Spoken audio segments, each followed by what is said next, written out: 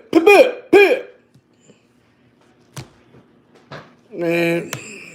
what's up? You already know.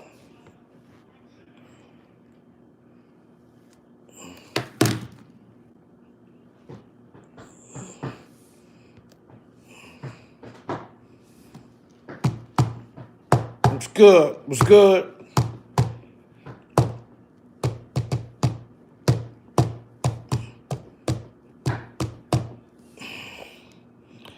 Pack it up, pack it in. Let's go.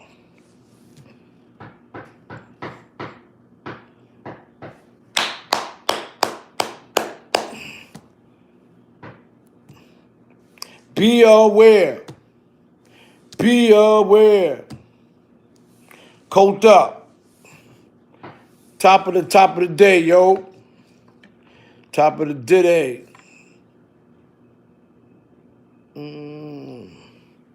Top of the day. Top of the day. What's good with y'all? What's poppin'? Colt up, man. You already know.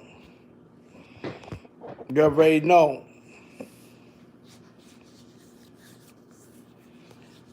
You popping out here in the streets, you got copies, colt up, you heard? Yeah. I'll be in the streets, man. You know what I'm saying? Be in the streets, man. I got to, you heard? Philly in the building, man. What's good, man? Why the boss? What's up, man? What's good with y'all, man? Everything good, man. Philly in the building, man. NWA, Miller Love, salute. You already know, salute. General Colt up, Skybox, all right. Skybox, all right. You already know, man. Salute, salute. What's good, man? I ain't really gonna get on no topic. We're gonna have discussions and shit. So salute. Salute. You already know. Plato, salute. Upstate in the building. What's up? Oh shit, William Lewis, salute. What up, BK? What's good with you? Wild Bunch, Saratoga, Raw P, Donnie, Pug Boy. Yo, what up? Shout out to the Wild Bunch, you heard? OG Mag, salute. You already know. Salute. Hit that button on the way in. You know, if y'all looking at my shit and y'all ain't hitting that button, you know what it is. You know what I'm saying? Cheese! Cheese! Only rats don't hit my button on the way in. Come on, man. What's good? What's good with y'all? What's good with y'all? Colt Master KK, Colt, word up. Facts. Yo, we had a dude. Then we shout out to the homie went in the precinct. Nah, I ain't gonna say that. Dude went in there and shot 2 police officers. It's crazy, you heard? Word up, man. Yo, man. Shout out to the real niggas, man. Bring the real niggas back, man. Bring the real niggas back, you heard? You know what I'm saying? Bring the real niggas back, man. You heard? We need the real niggas back. And see me, man. I'm on my gym shit, man. You heard? On my cocky shit, you heard? Word up, man. Bring the real big. Shout out to my son Wag. Shout out to my son Young and Pink House. And shout out to my son Drac from Cypress. You heard? Legends, you heard? Shout out to the real niggas, man. 21 gun salute. Pug boy, you already know. You heard? Shout out to the real niggas. Shout out to real niggas only. Jamal Ayers was popping. Salute. Newark, New Jersey. You already know what it is. Yo, man, I got a motherfucking troll. Listen, I got a troll. Somebody got a troll page of me. Somebody went that deep to taking a picture on my YouTube. And, you know, they moving around the internet, you know, flagging dudes, you heard? Doing all type of rat shit with it, you heard? You know, I know who it is, you heard? We gonna catch it, you heard? We gonna catch them, you heard? We gonna use their own poison. We gonna feed these rats. But somebody took my joint and they moving around like a rat, you heard? So we gotta give them franks, you hear me? We gotta give them a lot of franks, you heard? But whoever it is moving around like that, you know what I'm saying? That's rat stuff, you heard? Moving around like a villain, you heard? You know what I'm saying? So just be on point, just be prepared. Salute Miss Playful. What's good? Fort Greene Projects in the Wise Brim, what's up? You heard? Facts. Salute, Boss John. All right. Yeah, man, motherfuckers moving around with my picture, with my page, you heard? Moving around like a sucker. They ain't never gonna win anyway, you heard? They ain't gonna win with that, you hear me? You know what I'm saying? Miss Playful, yeah, I like that. Yo, what happened to, hey, yo, Miss Playful, you supposed to do another one for me, man.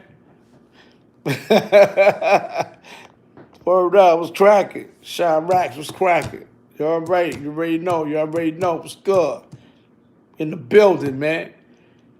KK in the building. You already know. Yeah, I'm at 11,000 subs, you heard? You heard? I'm at 11,000 subs, man. Shit looking good, you hear me? I don't even be on here like, I don't even do this for no money, you heard? You know what I'm saying? But I got good topics, but I don't, shit, man, that ain't nothing, man. I don't wait around for a check once a month, you hear me? I get money every day, you heard? Not once a month. I don't care about that. But I like to always keep my audience in tune. So, you know, I try to give them as much as I could. So, you know what I'm saying? Yeah, man, almost at 11,000, man. Shit crazy, all right? Word up, man. Shout out to Project Heat. Shout out my son Hollywood J and Project Heat. They got a premiere coming up in a couple of days. You heard $5 ahead for the seated premiere. You heard that ain't nothing. Support black films. We got to start supporting our own. We got to start supporting black films. You heard? Black love, black films. You know what I'm saying? I try to support all black films, man. All black authors, all black athletes, all black everything, you heard? See me all black what I got on, you heard? Got to support that joint. Facts. I missed the, yo, you hear me? I love all the 90s movies, you heard? All the 90s movies, you heard? I miss all the 90s movies. That's a fact. You hear me? Those are the best years. Okay, look at that, Who Killed Malcolm X on Netflix, I know. You ever see that joint called Moonlight? Someone told me look at that joint too. B-More in the house, you already know B-More. Shout out to B-More. Shout out to B-More, man. Facts. I mean, shout out to the Gorillas and B-More, you already know. Shout out to BGF, you heard? Shout out to BGF. Black Gorilla Mob. The BGF, shout out to the BGF, shout out for the BGMs, you heard? Word up. In Too Deep is good. Yeah, I was good with LL Cool J. Brad ass, you heard? That's a whole fact, you heard? Yeah, man. I'm freestyling right now. I ain't got no topic of going on, nothing. You know what I'm saying? I'm just freestyling right now, you know what I'm saying? Just, you know what I mean? Sunday, freestyling shit. Freestyle Sundays, you heard? Where the sour at, man? Yo, I ain't never smoked. I tried smoking weed one time, almost blew my lungs. I was high for like 8 hours. One puff. Y'all was coughing for like an hour. I don't like that feeling. It goes in my lungs. My lungs are sensitive. You heard? My lungs is mad sensitive. So when I was coughing for like an hour. Then I got paranoid. I start cutting the lights out, peeking out the window. Man, that's what fiends do, you heard? Nah, I don't fuck with sour. I don't fuck with no weed, man. That shit get me paranoid, you heard? Word up. So I ran out the motherfucking house like, what the fuck, you heard?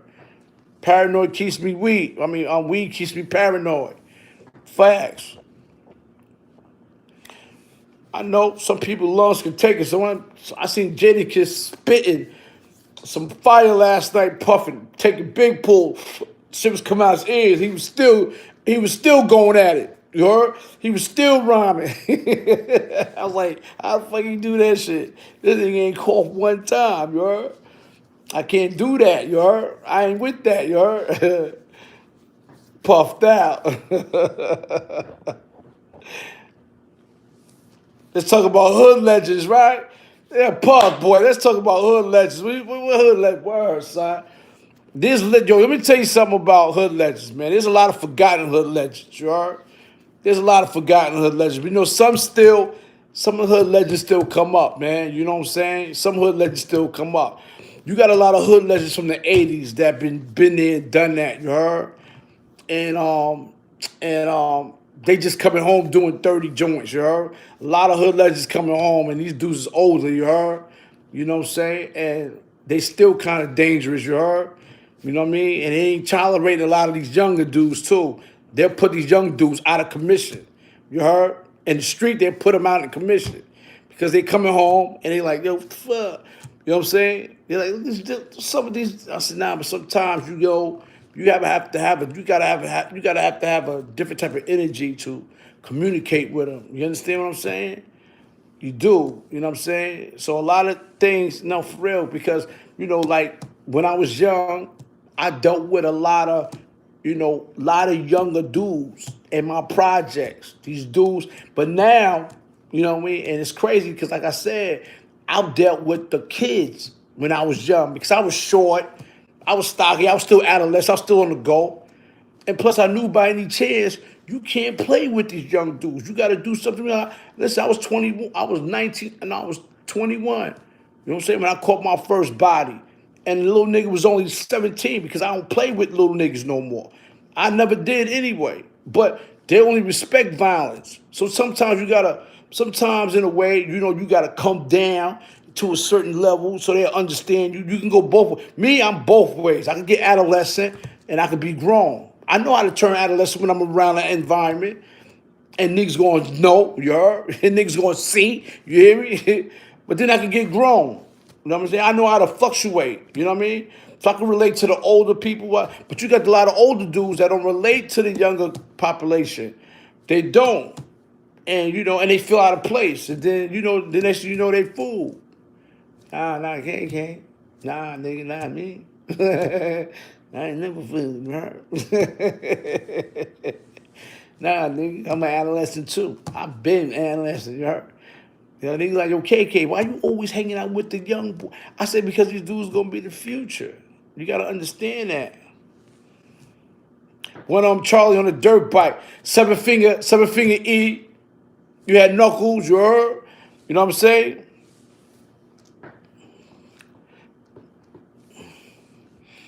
Facts. Bro, what's up, man? I'm walking all Frank. Oh, John Smith, don't start eating. It's too early to be eating Frank, son. Yeah, I'm an adolescent at 50, nigga. Facts. Still is, you heard?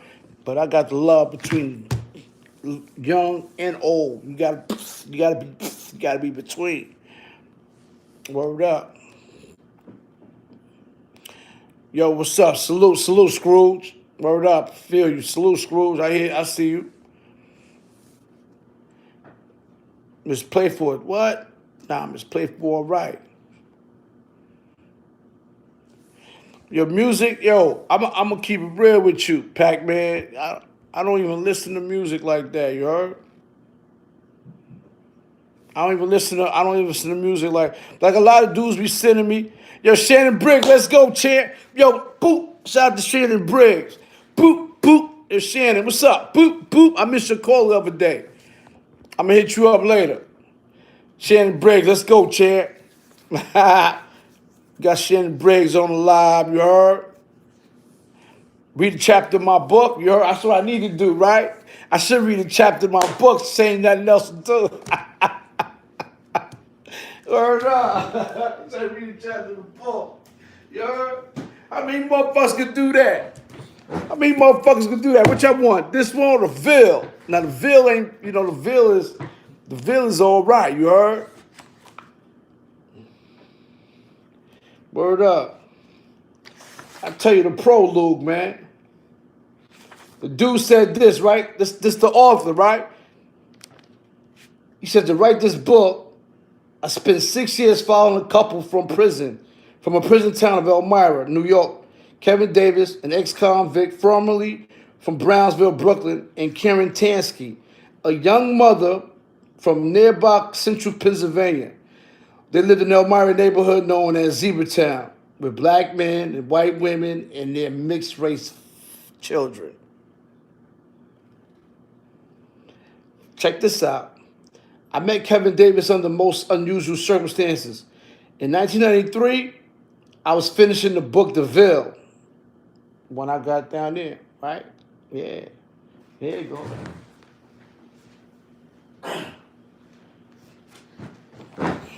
This is The Ville. That's what he was talking about. Same author that did this book, did this book. All right, back to the reading. I ain't gonna do it, I'm gonna just do a paragraph at a time. All right. I met Kevin Davis under most unusual circumstances. In 1993, I was finishing The Ville, a book about Brownsville, a proud but troubled black neighborhood. When the publisher presented me with the photograph planned for the book's jacket, which is the front cover, the image showed despair. I wanted a cover that captured the extraordinary energy and the black aspirations, the explosive potential, the explosive potential of Brownsville. Searching for a better photo, I spotted a handful of youth standing under a flagpole in the Children Projects. That was this. We were standing under the flagpole. See, we're standing under the flagpole. Children Project.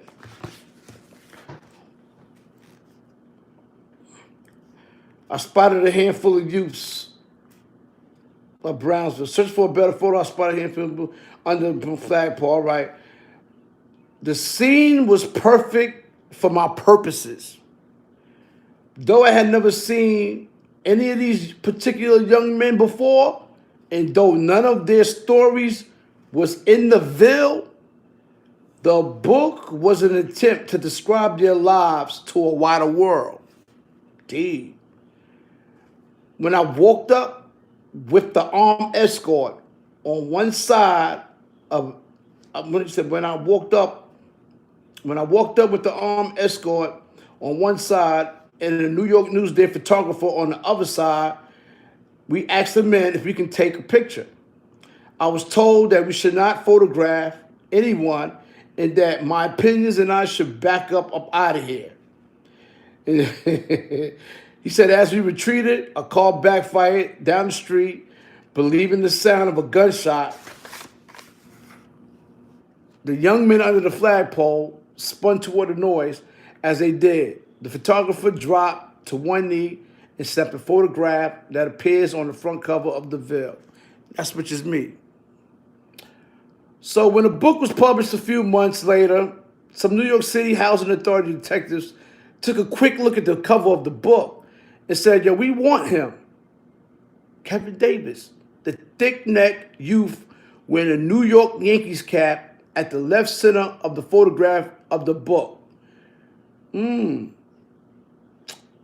Davis, a local thug and crack dealer whom the police were looking for in connections with several murders, with one particular brutal homicide on Amboy Street, using the book as a wanted poster. Detectives soured the neighborhood after Davis was arrested. The New York Daily News titled a sidebar about the capture, "Book has their neighborhood covered."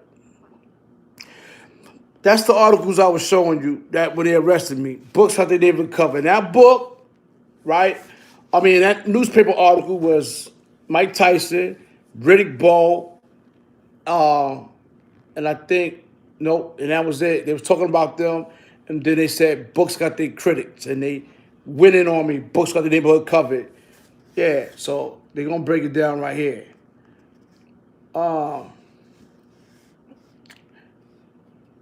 Okay,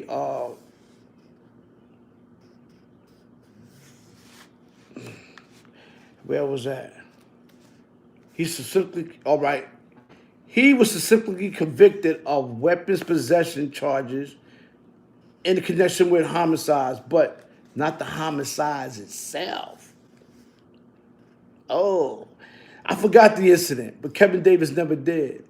In fact, as he moved from Attica Correctional Facility to Elmira Correctional Facility, and then Wendy's Correctional Facility near Buffalo, and had to come back to Elmira. In 7 years of hand-to-hand battles, slashing, solitary confinement, Davis carried the book with him, which was The Veil.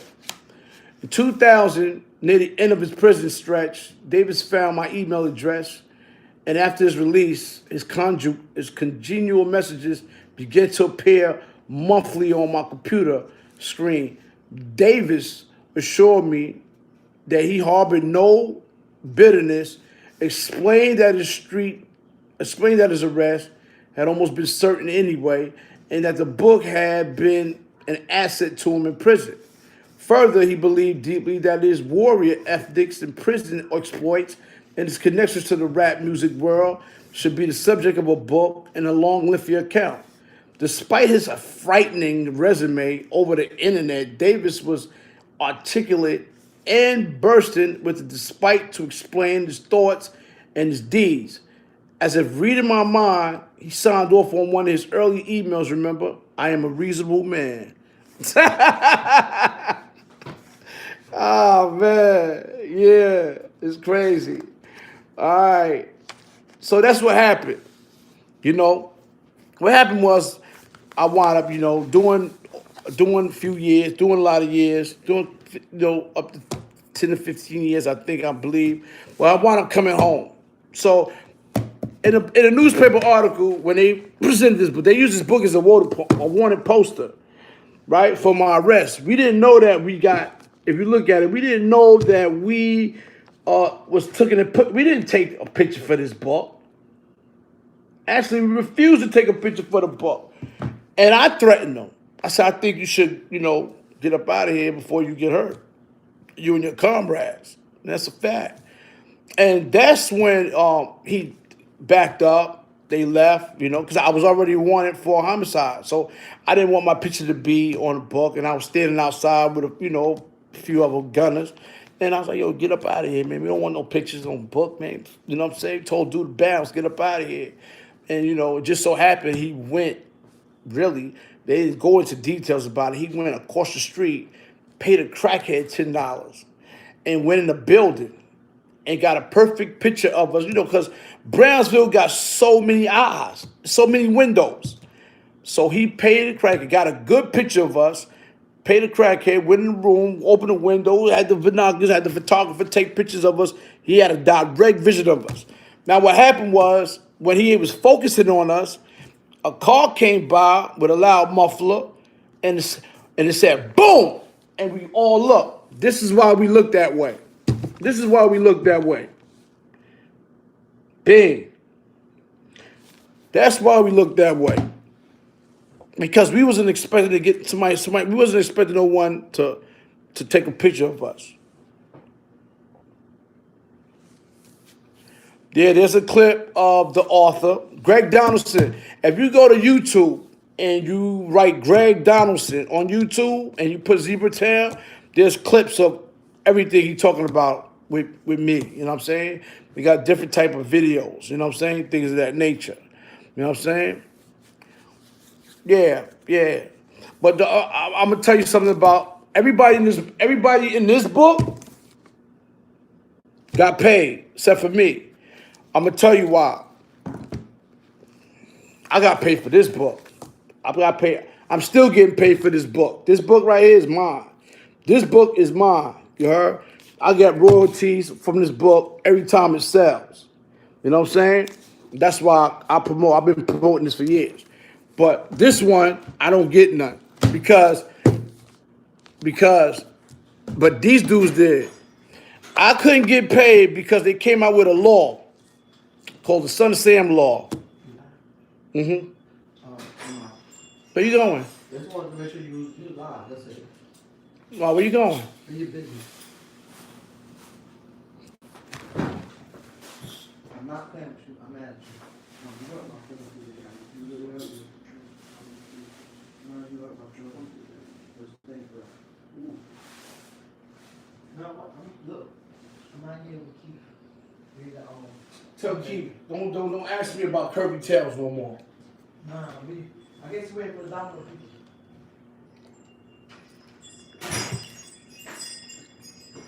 All right. See, your man had me so fucking worried, huh? So I burnt the cell last night, huh? Nah. So what happened was, I'm gonna go back to where I was at. Where was that? Where I was at? Yeah, if you go to YouTube, it'll be on there.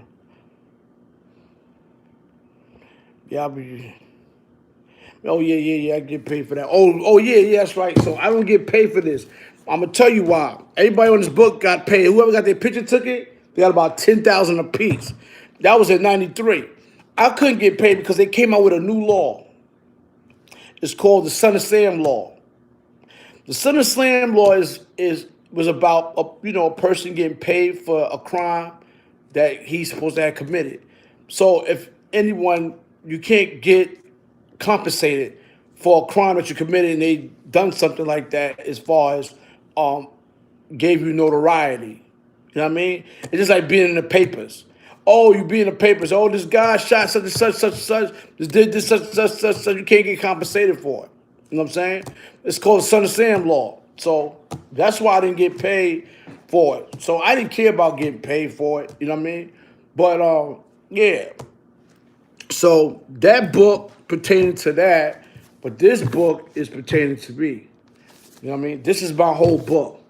This book was originally 500 pages. I had to cut it short. Because they had to do a lot of things. I want to read the prologue. I want to read the first chapter. I'm gonna read the first chapter of my book. Want me to read it? I'm gonna read the first chapter. Yeah, dumbass law. Facts is a dumbass law, but the first chapter is called "Short to the Street." You heard? September 2000. Kevin Davis pauses in the shower area of I Block at the Elmira State Correctional Facility in Central New York State. His gaze is aimed through a square of a morning light out a tiny open window toward a distant hill. Davis stares through the opening for a full minute before he moves beyond the shower room back to his second-tier cell. 2 hours later, a guard at the foot of the tier commences yanking levels, pulling the cells open. The sound of metal on metal approaches, a sequence of opening locks, banging louder and louder as it travels down the row. The top lock of Davis' cells pops and the gate opens a few inches. The noise is faded, growing softer as locks down in the line spring open in sections. On the child, a guard shouts. It is noon mealtime, so David muscles the sliding door the rest of the way open. Sliding door the rest of the way open and steps out into a single file of inmates, face directed down at the polished concrete floor now. He moves forward with short sliding steps to a flight of stairs down on the first floor where the 42 residents of the cell block stands to the left of the thick yellow line painted on the floor.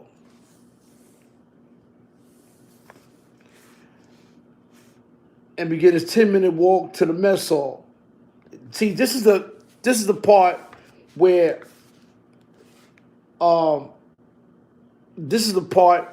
they talk about, me first observing in Elmira prison. I first started thinking about, looking outside the window while I took a shower and all that. They got you in the tier and you start looking out the window and you can see the street. And the street is outside of is a town. So I'm like, damn, man, I'm looking outside like, yo, it's peaceful up here. Like, what the fuck, you heard? Because I did experience people from the town, even though my wife is from New York, but there was dudes from Rochester that I know. I met a lot of dudes from Rochester. And I met a lot of dudes from Elmira. That was in Elmira. And it's like, yo, the town is popping. The town is this and that, you heard? For real. So, you know, they was on my phone about to die. But they was on a go time, you hear me? So, you know, they used to give me a lot of information. You know, a lot of these dudes went home from Elmira that lived in Elmira. A lot of dudes that I was in contact with lived in Rochester. That was from Rochester. And Rochester was like, you know, only 45 minutes from there. So I know a lot of dudes from Rochester. I know a lot of dudes. I know a lot of dudes from Rochester. I know a lot of dudes from Elmira. So, you know, they started giving me the ins and outs. Yo, nah, the town is ill. So I used to ask them, yo, you know, they baby mothers be white. I ain't know none of that, yo. Like, what? I said, so how is that on the town? Nah, it's good. You know, dudes is, you know, they doing what they do, and you know, it's, so it kind of raised a red flag. So when I was in jail, I came in contact with like, yo, you know, damn, yo, I think I'm gonna come to this town because I know I was coming close to going home. I was. So I was like, yo, let me try to try to, you know, keep in contact with some of these dudes. Boom. Showing up, you know what I'm saying? Later on down the line, I kept in contact when I got released, you know, and I came back to the town. When I came back to the town, you know, that's when I was doing, you know, I was doing my little 1-2, but the town was good, you heard? Town was all right, you heard? But yeah, you know, that's back in the days, but 2000. But yeah, so the long story short, you know, I started keeping in contact with my dudes, and then I wound up getting transferred out of Elmira to Queensboro. Queensboro is the last stop. When you go to Queens Detention Center in Queens, is like a, you know, it gets you prepared to go home. So you're only able to be there within 20 days. You know what I'm saying? So when you got 20 days before you go home, you wind up getting down transferred to Queens. So you go to Queens. You know what I'm saying? So when you go to Queens, boom, now you're like, oh shit, now you got to prepare yourself to go home. You know, you kept your people, yo, I need my booze, I need my field booze, my field temps, jacket, you know, whatever you want, your field jacket, whatever you want to come home with, they bring it up. You know what I'm saying? So when I came home, you know what I'm saying? When I came home, I still kept in contact with, you know, a young lady that had a dude that was in there that wasn't no good, you heard? I think he was like, you know, bozo, you know what I'm saying? And we wound up keeping in contact with her, me and a couple of little homies, you heard? But she wound up, when I came home, she wound up like, yo, when you gonna come up, boom, boom. But it had been months before I was gonna I ain't come home and go straight up there. I was home for a while because I was on the road. But when I did come, I still was keeping in touch with the people in Elmira, and they said, man, yo, come up. You know what I'm saying? Come up, yo, son, come up. Like, yeah, you know, I'll be here. I wasn't paying that shit no mind, you know, really. But then I was like, you know what, I'm gonna take a trip. So I ran up like 3 of my mans, and we jumped in the motherfucking joint. One day, was like, yo, let's go to Elmira. So, you know, we had that shit on a GPS or map or something. Yo, let's go up there. Because Shorty was like, yo, I got my own crib, and got this and this and that. So we wound up getting in the car and going up. We left like 11 o'clock that night, right? The funny thing is we left like 11 o'clock that night, and we wound up at this chick crib 7 in the morning. I don't know how that shit took that long. But that shit was only like 3-4 hours from where we at. You know what I'm saying? But you know, I wound up going to the town and things of that nature, you know, and that's when you know, things started taking off at a high pace, you heard? Because, you know, I found out, like, Shorty was taking us around the town, you know what I'm saying? We was following them, going around town, trying to find out, salute Wellington Cousins, you heard? Beats by Dre, Andre, Young and Jimmy Levine are 2 liars. Google Wellington. Cousins dear. All right, I got you. All right, yeah.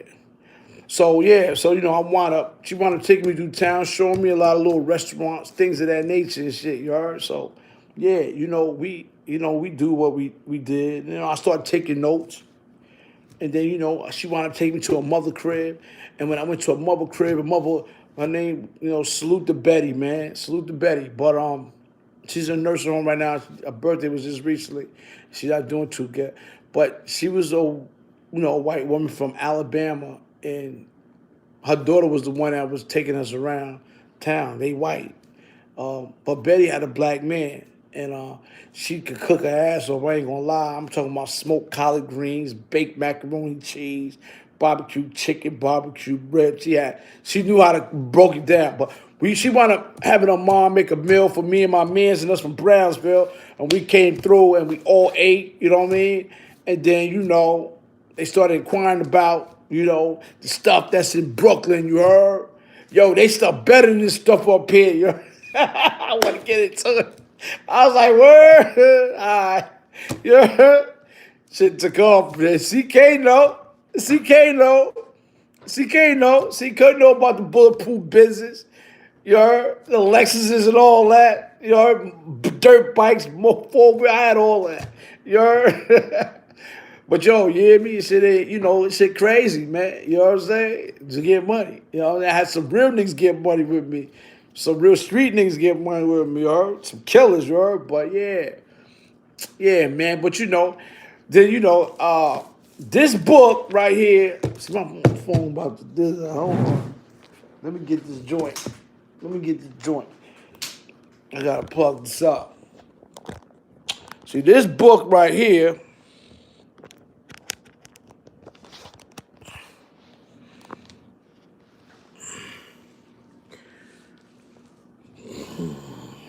This book right here, I want to break down and I want to break it down.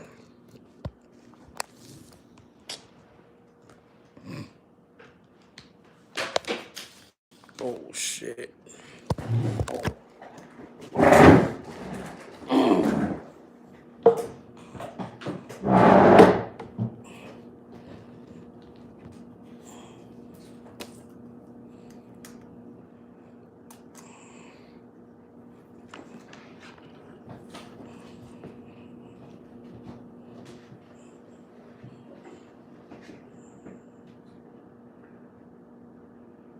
Yo.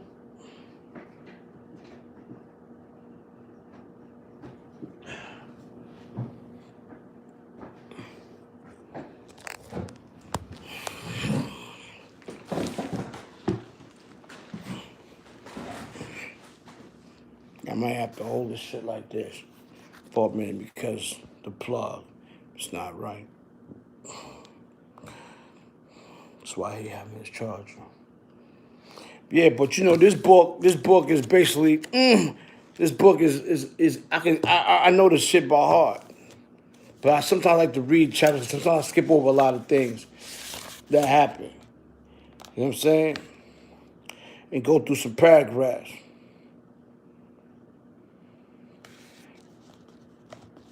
You know what I mean? Far Rock in the building. What's up, John Smith? John Smith? Yo, you everywhere, son. You everywhere. You everywhere. All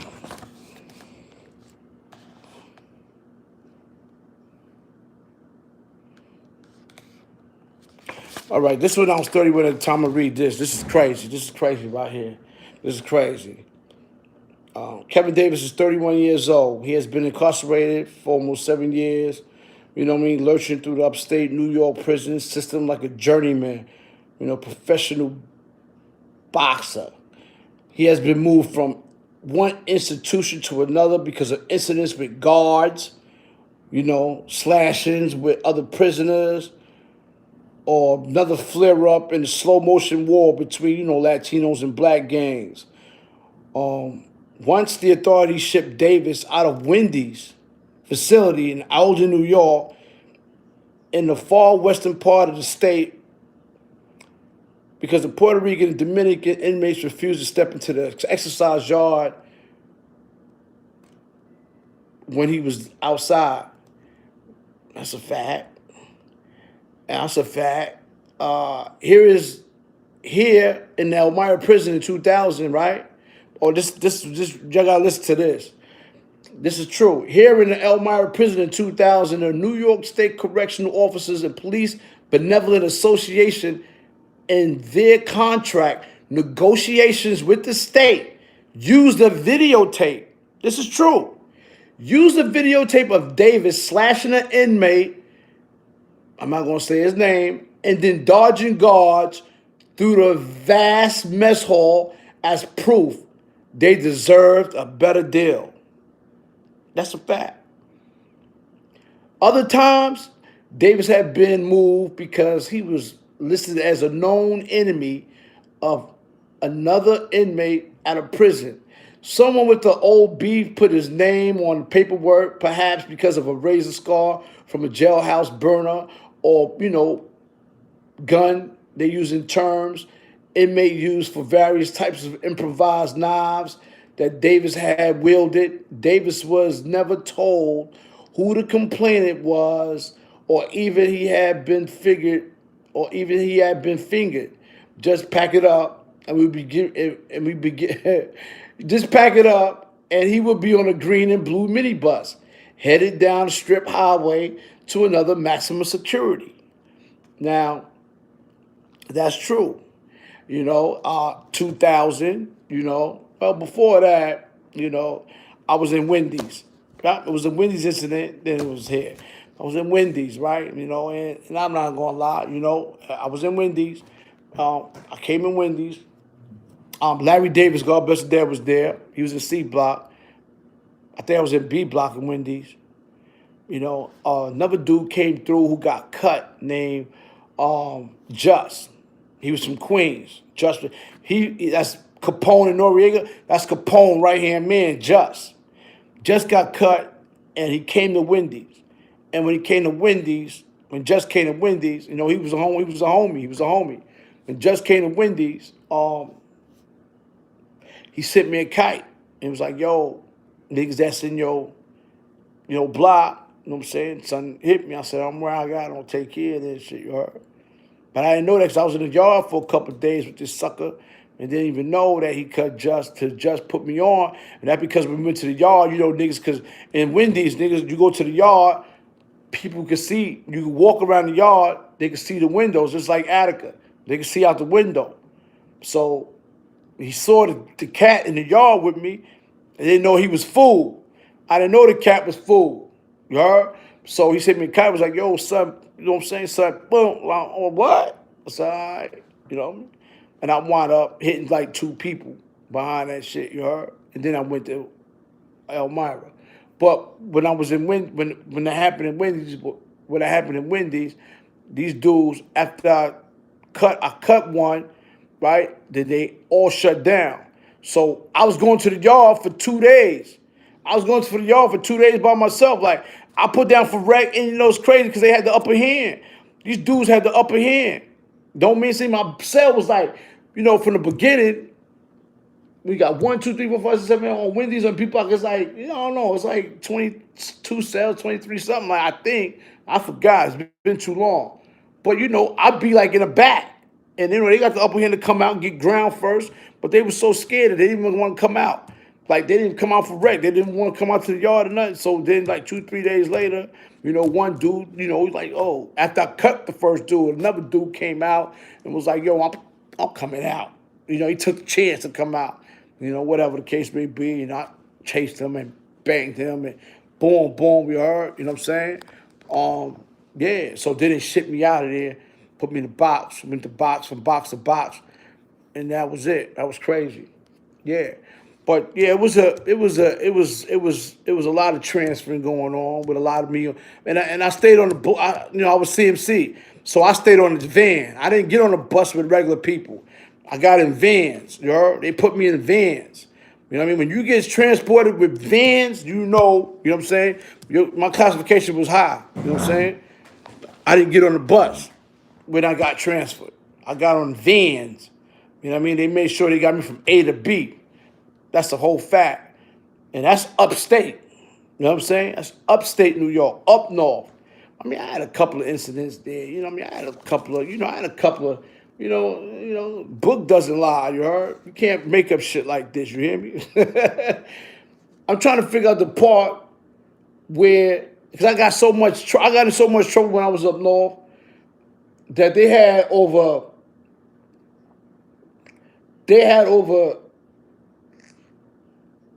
3 300 and some incidents because the author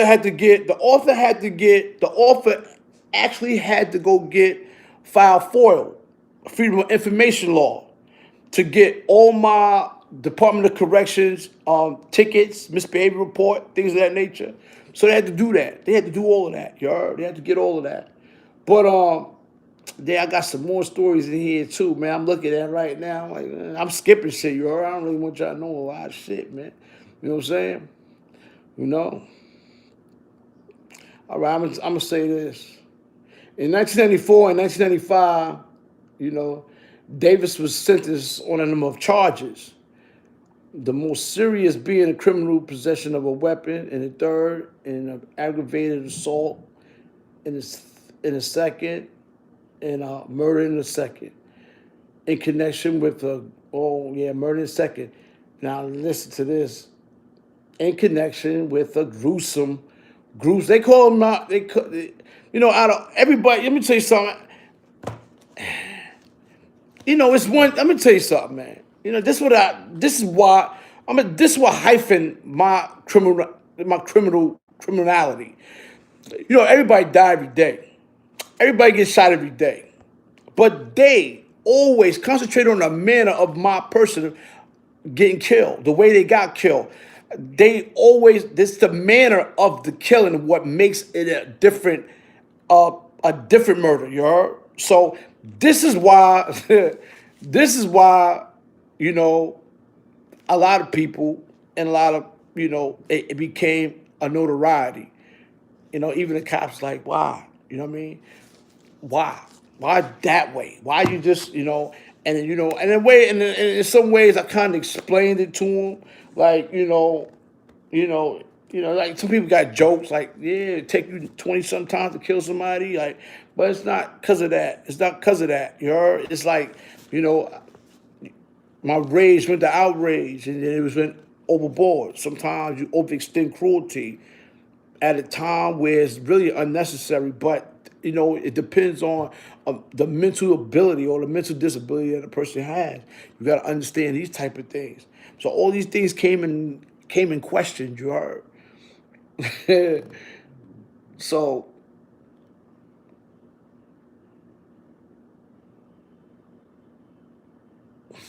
shit crazy. Well, on the 6th of October 1992, about 10:27 p.m., a teenager by the name of, I'm not saying it, on the 6th of, I'm not saying it, you heard? So I'm going to say on October 1992 at 10:27 p.m., a teenager named such and such was shot 19 times with an assault rifle, a Heckler & Koch HK 94 auto carbine rifle. Police officers had been advised by supervisors not to respond to calls from 10 Amboy Street unless and until there was a callback confirmation from the dispatcher that the call was not an attempt to lure officers to the location so they could be ambushed and bombarded with heavy objects, which that we used to do. You see how deep that shit is? You see how deep that was? Because someone who got murdered, supposedly I've murdered or shot someone 19 times, they was not cops. 911 was not to go there unless it was a known confirmation. Because usually that's what we used to do. We used to call police, yo, da-da-da, and when they come pull up in front of our building, we throwing sinks out the window, we throwing shoes at them, and boom, boom, we did. That's what we used to do. Yeah, we used to do that in the projects. We used to ambush the police all the time. We used to do that back in the days, right? So they wasn't really sure about if that, because they hear gunshots all the time. They're not running to people that's gunshots. They barely gonna run to a person. They barely gonna run to the incident where police I seen dudes get shot in front of police and police took off. Ran, pew. But then I didn't know that by law, they're not supposed to be able to respond right then and there. from what I heard. Like if they hear shoot going boom, they supposed to be. It's supposed to be the detectives. Like the blue uniforms, they not supposed to take. And I seen it on Brownsville Day, you know what I'm saying? When one of my homies got killed, you know what I'm saying? We were sitting right there on the corner. We was only a few feet away. And when the shots went off, the police did not budge. They did not move. They did not move. And they said, what the fuck? It's like, yeah. And then the D's come out of nowhere, plain clothes. And then they start running behind the D's. That's crazy. You know what I'm saying? That shit is crazy, you heard? And then, you know, by 10, everybody was gone. Things of that nature. Yeah, you know what I'm saying? So the manner and the significance of, you know, the crime itself is what debtors or changes a whole new different type of aspect on the individual, which is the defendant or the perp, what you want to call them, you heard? So that's one of the things that kind of stood out from a lot of other bad stuff that I did or that I was known to do. But for sure that they said that, you know, I shot someone 19 times.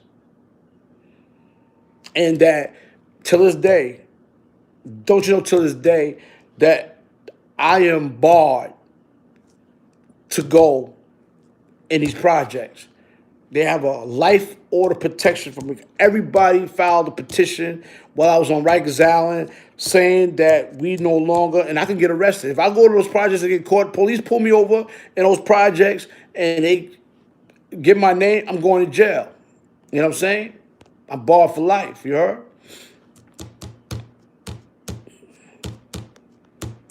John Woo, there go my son, Frank Val. Nah, I never was in PC. John Woo, don't block him. Don't block John Woo. Don't block John Woo. That nigga got jokes for everybody, you heard? Don't block him, but we can give him some Franks, though, you heard? No buns, though. Give him some Franks, nah, John. If anybody can tell you I was in, I give you $1,000. I give you $1,000. Somebody come up with some paper and say I was in PC. Nigga, I ain't never been on PC because I'm always on the go. You got the wrong live, nigga. Don't block that nigga. John Woo, stop fronting. Soft ass nigga. The Gizzo. The Gizzo. Nah, I wasn't in. Listen, you got a lot of dudes that, you know, if you going hard, I'm gonna tell you something, man. He been wilding out lately, right? John Woo. I know John Woo. You know what? John Woo cool sometimes. John Woo cool, you know what I mean? But I don't know. John Woo used to give me information. I ain't gonna lie. Sometimes his information be, you know, his information is, you know, is maybe don't be direct on point, but you know, sometimes, you know, you gotta understand a lot of these trolls been up north. A lot of them been victim.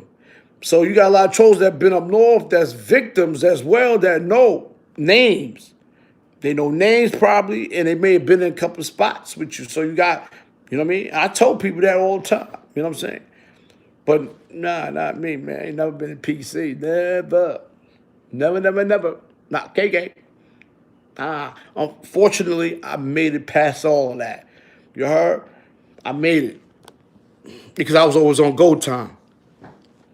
And I always had it. I always was on go time. When you always on go time and you always have it on you, and no matter where you go, 2, 3, you know what I'm saying? I get 2 joints, I break them down in half. So I'm even 3. I got 1 that poof, you know what I mean, on deck. You got to be on deck. You know what I'm saying? In order not to become a victim. In order not to go to PC or IPC, you got to be on deck. You heard? That's it. That's my understanding. That's my understanding. I went to the box, nigga. I went to the box hit, and still they no IPC, nigga. And tell me that don't happen. I went to the box hit, still no IPC. Because at that time, these dudes told them that I cut them. You know what I'm saying? These dudes told me that I cut them. I mean, I got paperwork on it. One thing about books don't lie, you heard?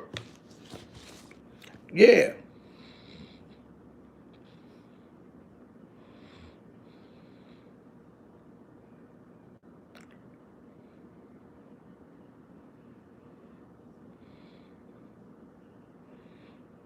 They even described the gun in my case and all that, which is, Heckler Koch's.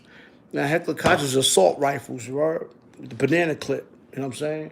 That's what it's supposed to be, but yeah, that's what they said that I had, but, they're assuming that's what I did, so, I'm not saying I did anything. That's what they're assuming, you know? Um, oh, here you go. So, this is good. I got the articles in here. I showed y'all already. I got all my articles. I got all my articles for all my crimes almost, you heard? And, and I save a lot of my articles for my other dudes that's been in jail, that's been in prison, that, that was highlighted too. You know what I'm saying? But, all right, we're going to finish. I'm going to continue to read this. Heckler Koch automatic machine gun pulling. All right, yeah, that's what I left off at. Police, calm, it was informer. So uninformed cops finally did answer the call, reporting shots fired. When detectives arrived, they scooped up the 9mm bullets where they lay flattened after blasting through the victim's body, gorging small holes in the cement sidewalk. The Daily News carried an account of the murder 5 weeks later under the headline, "It's so easy to die for so little in New York." Now, that's the headline that I showed y'all about. It's so easy to die for so little in New York. And that's when they said, an altercation happened with a 5-year-old kid. A dude kicked the 5-year-old kid down the steps. The aunt intervened, took exception, and the dude and the victim got into an altercation. So they said the woman who was fighting the victim, boyfriend, Kevin, Killer Kev Davis, an amateur boxer from out of Brownsville, shot this dude 19 times. And he said, detectives said Davis lived up to his name. That's what it says here on the articles in the book. You know what I'm saying? That's what they assume. That was the name of the article, and I think it came out in 1990. It was after I got arrested. You know what I mean? They kept me in the papers all day. You know what I mean? They kept me in the papers like once a month. And they bring my case up, and you know what I mean? That shit was crazy. But yeah, Brownsville is in the detectives called the Brooklyn North Triangle, where the investigators claim witnesses, victims, and perpetrators are often known to each other and thoroughly interchangeable. 2 of the dozens of the people who witnessed the killing made statements identifying Kevin Davis. Yeah. Naming Kevin Davis as a shooter. But neither was willing to testify, so police couldn't prove their suspicions that Davis had committed, the murder. So the Kings County DA, settled for a guilty plea to the weapons possession charges, and that was it. In a homicide. But on the streets of Brownsville, and I can't pronounce that word, of the New York State prison system, Davis is known as Killer Kev, or KK. Not only because it was a ring name in a short professional boxing career, but because of what happened on these streets in Brownsville. Davis had carried the name the way someone in the outside world would flaunt a degree from Harvard. Oh, shit, I forgot a word. Yeah, okay. The man of the murder also made him prison royalty at Rikers Island, or HDM, House of Deadly Men. An old name some inmates still call the New York City jail. Amboy Street placed him above the petty harassment and ritual testing most inmates undergo on Rikers Island. Yeah. Gotta understand that.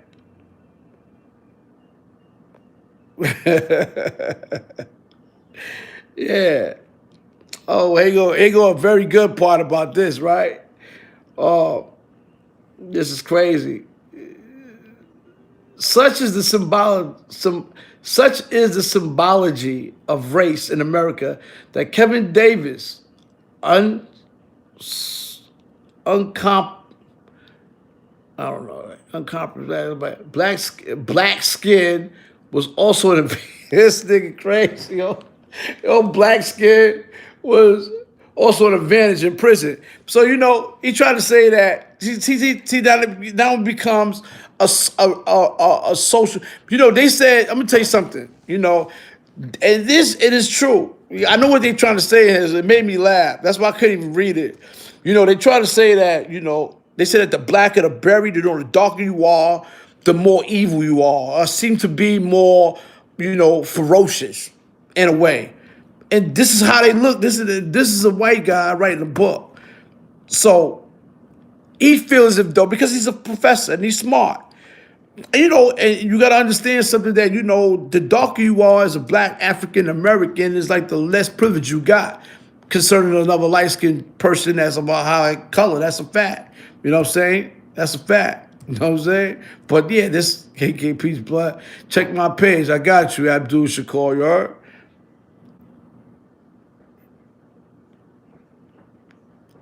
Yeah. You see what I'm saying? Why the article don't show on Google? I don't know why it don't show on Google, but I got copies of it. I mean, you got to go to, no. I couldn't find it on Google. I went to the general library, right? I went to the general library and got the articles, the main library. So I had to look through you know, articles from back in the 70s, 60s, whatever you got. You know, they got the whole film. It's a film. You go through in the newspapers that they show on a microscopic television. That's what you got to do. You got to, you got to look at it like that. You know what I mean?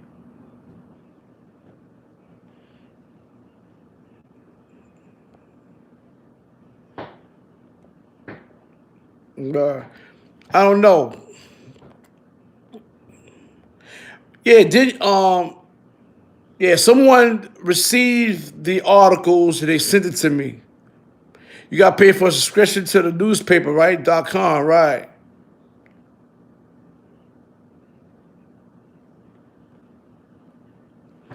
Bash. So, you know, okay, so now we're going to get to another part. Early in the sentence, Davis quickly became close, right, to notorious inmates, prison stars like Walter King Tut Johnson, the first person in New York State to be sentenced to life in prison under the 1993 strikes law. Tut was famous for supposedly having shot Tupac 5 times in a Midtown Manhattan robbery, starting the East Coast-West Coast rap war. When Pac got shot, I got a kite from the pens that told me Tut got knocked. 50 Cent rhymes in Many Men. A cut in his 2003 album, Get Rich or Die Trying.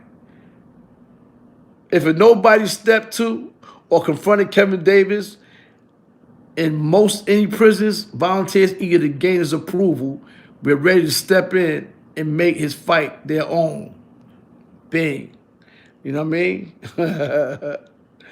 Such statuses has its responsibilities. In the past 7 years, Davis has led prison skirmishes and even started a small riot at Attica, attacking a correctional officer in retaliation for a near-fatal beating by guards of a Greek inmate, a fellow blood. But that is all in the past. There's nothing left to prove now. You hear that? There's nothing else to prove now. There's nothing else to prove now. yo, yo, in the building, yo, JK in the building, BK in the building, you heard? There's nothing, he said, there's nothing else to prove yet. And I didn't even go through the whole story yet. They already had enough in the beginning. And there's still movies way after that. But, you know, it is what it is, you heard? It is what it is and what it's gonna be, man. Nah, boy, I don't gotta prove to you, man. You already know the vibes, man. You heard the stories, you heard. You know, you be knowing. You know. Put them pom-poms down. Put them pom-poms down and stop saying, give me a. Nah, we don't do that, you heard? Stop playing. Yeah, stop playing, you heard? You know what I'm saying? Put your pom-poms down, nigga. You know what I'm saying? Put them pom-poms down. Give me up. Nah, we ain't doing none of that shit, you heard? Yeah. But you know, it's funny that they said that I became close to, you know, Walter King Tut. But, you know, I knew Tut before we even went to jail. One thing they didn't know, or they didn't have no really idea, because I really don't discuss my relationship with him. But my author had to, when he wrote the book, he had to actually go to Fort Dix, where Tut was stationed at. He had to go to Fort Dix, and I couldn't get in because I couldn't pass the register. You know what I mean? I registered to go in there, but I guess they came with a red flag, you know, and it probably was, you know, so I knew off the bat, you know, when I was doing this book, I was still in the street, you know, moving, and I said, all right, they still got a red flag on me, so I already know they on point. So, you know, I couldn't go inside the prison to see him, but my writer went inside the prison and they did an interview with him about me. You know, he told him everything about me, about, you know, my relationship we had when we was young. And that's when, you know, but when we came in prison, we really got tight because he had me in Law Library. You know what I'm saying? And there was a lot of things that happened with him when he beat, I think it was like an 8-7 count indictment against attempted murder on the police. You know, I guess the police tried to assassinate him while he was with his son in the barbershop in East New York, and he came out a winner. You know, he came out a winner. He came out blasted. You know what I'm saying? Whatever the case may be, did what he had to do. And then he wound up taking it to the trial. He wound up taking it to trial on his own. He was his own lawyer. He wound up taking it to trial on his own and beat the case. And then thereafter, he beat that case, the feds came and arrested him for some dumb shit, you heard? You know what I'm saying? Because Tut was smart, you heard? Tut was very smart. You know what I mean? Shout out to Tut, man. Shout out to Walter King Tut Johnson, man. Shout out him out. You know, freedom is a must, you heard? Free him, you heard? You know what I'm saying? Mike Tyson be going to see him and shit. So, you know, I keep in touch with him. I ain't kept in touch with him in years, but I kept in touch with him in the early years of 2000, you heard? And yeah, man, it's you know what I mean? It's love. You know what I mean? Still fighting. He ain't gonna give up. Still gonna get that pill, you heard? Right. So now, Davis has learned things about himself in prison. He has tested himself physically, but that is nothing new. He has fought with the propulsive vitality since he was old enough to slip away from his mother's sixth-floor apartment on Blake Avenue in Brownsville. Kevin Davis has long known he could be, you know, ferocious. But over the past 7 years, he has learned just how smart he is. He read the Prisoner's Bible, the Robert Greene Guidebook to Personal Ascendancy, the 48 Laws of Power, then studied the factors in 100 prisons formula, and every time solved the equation. Now that it seems as if he might actually find himself back on the street, he has identified the relevant facts. Providence alone, he kept him from receiving a life sentence. You know, Amboy Street should have kept him in jail until his eyes was closed and his body rotten from some kind of cancer. But it didn't. It didn't happen that way. He want to find himself back in the world while he's still young, still strong, still aggressive. Kevin Davis gazes out the wall. Kevin Davis gazes out the wall of windows, and this nigga crazy, man. Hawks, this nigga is crazy, man. So I gotta read this book again. Yeah, he's saying some crazy stuff in here, you heard? Oh man. Yeah, that's right, Shattered. That's all lie. Tupac never wanted that track to be released. That's a fact, because he but you know, Tupac, he wasn't snitching. He was lying. You know, he lied.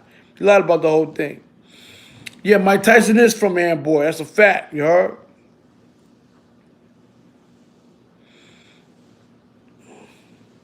Word up, man. But yeah, you know, so during this time, during this early time in prison, and be prepared to go to the streets. You know, there was many things that there was many things that I had to think about before I went home. You know, and one of the things was like how I'm going to be, what I'm going to do. You heard, you know. But I had so much support when I came out, that even though we would try to want to live a productive life, but we still, the things that we've done throughout our life, still sets us up for potential attacks. So you gotta understand about, potential attacks. You know what I mean? And enemies that you stirred up during your time in incarceration or in your past in the street, things of that nature. Doesn't mean that because you change that they're gonna change. So how would you be able to live in an environment so clustered like that? Like, you got to understand that personality. You got to understand, you know what I'm saying? You got to understand. Now you're talking, KK. Yeah, it's a fact, because this is why, I heard CK earlier say, I've been home 18, 19 years. Yeah, I've been home the same time. I've been home since 2003. And I've never went back to prison, you know? It's because that it's not because I'm moving. I'm going to tell you the truth. So just like Lisa Evans, when I did the street soldier joint, and she asked me, what is it? I said, yo, it's not about the fact that, I'm trying to do a positive thing. What I'm doing is I'm not do positive, but we got to be more strategic about how we move, whereabouts, timing, things of that nature. You got to be prepared for these type of things on opposition when you move about life. I don't care if you wake up 3 in the morning and you're like, yo, I got to go get me a Snicker. You got to be on point. You know what I mean? Because you may not be able to come back. So you always got to be, I'm always in the zone like that. You know what I'm saying? And not because I'm paranoid, because you never know. This is how people get spooked. Dudes come out, take the garbage out, put it on the side of the road, and boom, you heard? All he did was take the garbage out, put it on the road where the garbage man gonna come pick it up in a few hours, and boom, he gets smoked. He wanna be in the garbage. So, you gotta understand things like that, man. You know what I'm saying? So, But one of the things I did growing up, and I'm gonna tell you this, is that, and this is why, till this day, I don't think I can change the world, because nobody can. You know what I'm saying? We can't change the world, but we can have an influence on people in the world, and it depends on the influence that you got on the people in the world and what is the direction they going to want to take. Names, Bill Goody, man, salute, man, appreciate you. Thank you for the donation. You know what I'm saying? So I didn't come home to try to do good and to try to go to church and try to say I'm a humble man, I ain't changed no more, because that's not going to change the fact about what I've done to people in the past or what harm I've done to people in prison. So I'm not but I'm a spiritual, humble individual, you know what I'm saying?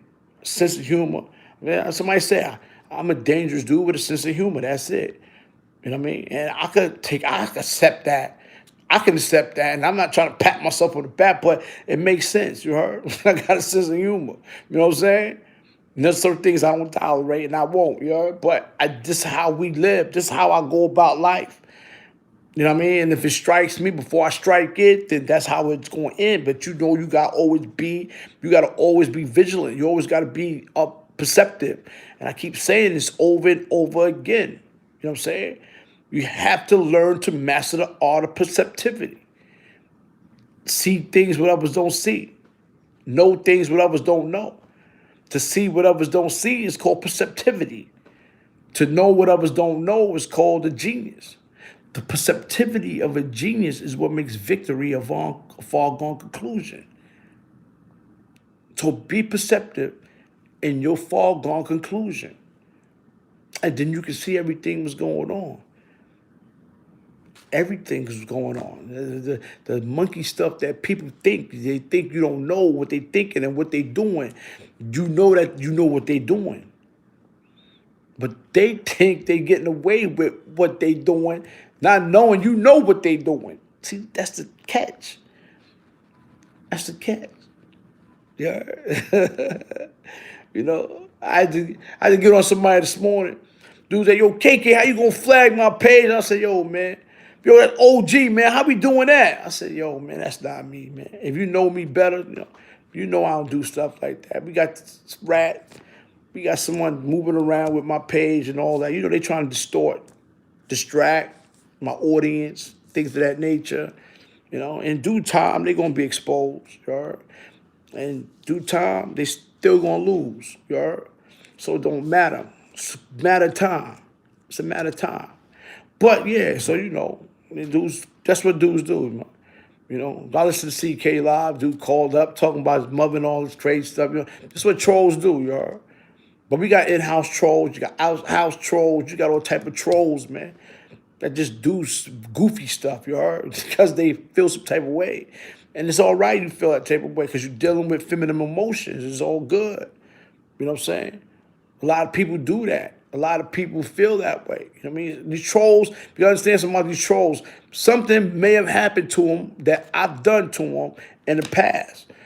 So they come about life, they come up on this stuff, and you know, it's all right. They may feel some type of way, they may feel intimidated. They may feel inferior and scared of me. So they make these troll pages, you know, indirect things and say things, and you know, because I never met these dudes a day in my life. But you know, I may have came across them and came up and had some type of probably contact with them in a violent way. I don't know. You know, I can't guess that. You heard? I don't know.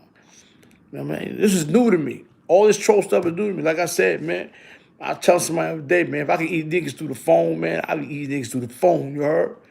Arr! Fuck, bring them right to my crib. Sit them down. You heard? Arr! Beat up. Now you hostage. Now you heard? Unlawful imprisonment. That's my charges. You heard? That's a whole fact, you heard? If I can eat niggas through the phone, that be popping shit. But these niggas know how to do that. They know how to be trolls through this type of environment. They know how to do dirty. You know what I mean? You gotta understand that. That's what they do. You know what I mean? You know what I mean? Do you feed into it? Nah, man, I gotta learn how to not deal with it. Don't pay attention to it because you can't get to them. So you gotta find another way. But you know, only thing I can do is make them feel some type of way. Like, and it's true. You know what I mean? We know suckers do that, right? Y'all know suckers do that. I give them Franks all day. I get them ATM, you know? Anal to mouth, you heard? They still gonna be trolls. They gonna be worse. You heard? Anal to mouth, you heard? You know what I'm saying? Facts. You know what I'm saying?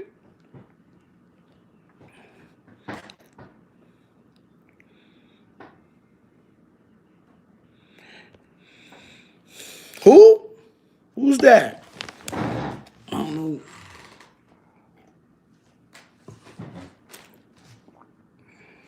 Oh, wow. I didn't. Corey King Wise. Boss, what's up, man? 9-7, you already know. Dave Johnson, what's up? What happened to the V? Dave Johnson, what happened to the V? What you talking about? Who's Kiki? What's good? What's good, big bro? You already know, man. I'm just sitting here bobbing, you heard? Oh, you twisted? That's why. You was like, Key. Dave Johnson was like, Key. You forgot the V, you heard? Nah, I don't bring nobody home, man. We're gonna talk about. Let me tell you something, man. Let me tell you something, man. A lot of dudes got it misconstrued. You know, we call what you want to call it. But we the OGs. OGs, we ain't out there banging. We ain't selling no drugs. We ain't out there doing conspiracy. We not doing none of that. You heard? We ain't bringing nobody home. We not bringing niggas home. It's 2020. Niggas should be going out, not coming home. You heard? Dudes gotta start changing the dynamics, man. You know what I'm saying? I'm not bringing nobody home. I'm not, I'm not telling niggas what to do. And I'm not man. I'm the big homie of big homies. Like the big homies, we all big homies, but we not out here active doing this type of stuff. You know what I mean? If you want to call active is these niggas engaging in stuff, you heard? Doing all type of goofy stuff. All type of criminal acts and things like that. We not doing that. You know what I mean? Nobody gonna get nobody canned up, you heard? I'm not bringing nobody home, you heard? We not doing none of that, you hear me? They want me to go to North Carolina. My cousins have called me. They in Greensboro, North Carolina. He put me on the phone with about 30 homies.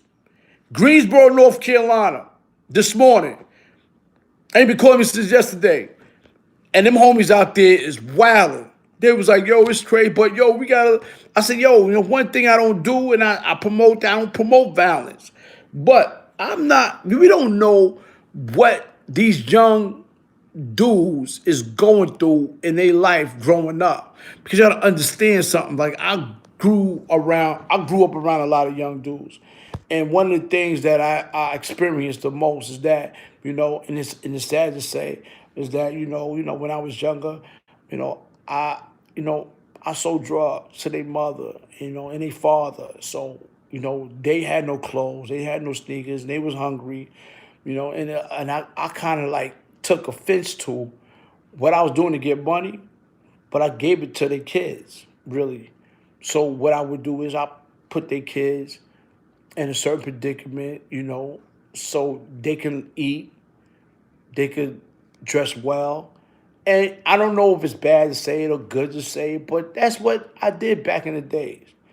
And I gotta honestly say that when I went to prison for all these years and I came home, these same little dudes had my entire neighborhood in uproar. And I'm not proud but it was a sacrifice that I had to accept when I came home. And that was one of the legacies I left in Brownsville with the younger generation. So that's why I have the ammunition and the power to change some dynamics of it. And this is why I got Shannon Briggs. I got Mike Tyson on the cover. I got Riddick Bowe coming in. And these dudes, sooner or later we're gonna form this, this at-risk kids, boxing center. I want to get involved. That's my main goal, you heard? We're gonna get this boxing joint and we're gonna turn these dudes, gloves down, hands up, you heard? Make a rule, gloves down, hands up for the youths. This is my intentions, So, after Shannon fight in March, hopefully he get down here, or he's gonna be coming down here anyway in a couple of weeks. But after he do this in March, man, we gonna be on it, man. Me, him, Nuke, we gonna be on it. You know what I'm saying? We gonna put these kids to work, man. You know what I'm saying? Guns down, hands up. Facts. Guns down, hands up. This is what I'm promoting. This is what I love. This is what I love. I love fighting. I love boxing. Still to this day, I love to fight. You heard? You know what I mean? That's keep me active. You know what I'm saying? It keep me active. And then keep other dudes in their place, you heard? Keep a lot of dudes in their place, you hear me? You know what I'm saying? Because my energy is different. You know what I'm saying? That's a fact. You know what I'm saying? I like boxing. I like fighting. Boxing and fighting is different. Fighting come from here with the experience of boxing with it, mixed with it, which is more dangerous. Because now you're a boxer fighter. A boxer fighter is crazy. Those two combinations is different to just a dude just boxing. You know what I mean? Than a dude just totally just fighting. When you got a boxing fighting technique, it's a different type of energy. I know. You know what I'm saying? Facts. Yeah, some people that fight, they know they can relate to that what I just said. They know what I mean. They know what I mean. A boxer fighter, they know what I mean. You know what I'm saying? Start stepping, you heard? Boom. Bing, bing, bing, bing, you heard? Stepping, bing, boom. You know what I mean? Boxer fighting. It's different. That's a fact, Dave Johnson. You already know. You know what I'm saying? It's a whole new different type of energy. When you're a boxer fighter, and that's what I am. You know what I mean? I fight because, a lot of times, when you fight, you're dealing with your heart. You're dealing with, and I ain't going to front like Pacquiao. Pacquiao was a fighter. He's not a boxer. Mayweather is a boxer. And the only reason why, Pacquiao lost was because Mayweather mastered the art of defense. Something that no boxer has ever done or mastered. He knew how to make it seem as if though getting hit was nothing. When you can make someone that hits you looks like nothing, when you still got hit, nothing, it takes all the power away from what you've done. All the power takes away his power. You hit a boom, and he's like, shh, he moves a certain way. A lot of dudes know how to roll with punches. May it seem as though they got hit, but they roll with it. You heard? They roll with the chin. Things of that nature. You hear me? I seen it all happen. And it actually got hit, but it made it look so simple. You know what I mean? There were times when I got hit, you couldn't even know. I was out, nigga. I was out on my foot. You heard? Time I got hit on my. I got hit. Boop. Look, I felt like Casper the Friendly Ghost. I felt like I was floating and I was looking out of a peephole like this little. And the dude didn't know because I don't wear it in my face. It just got me tired. And then it scared him because he knew he hit me and he broke his hand when he hit me. Boom. And he looked at me and I'm still coming.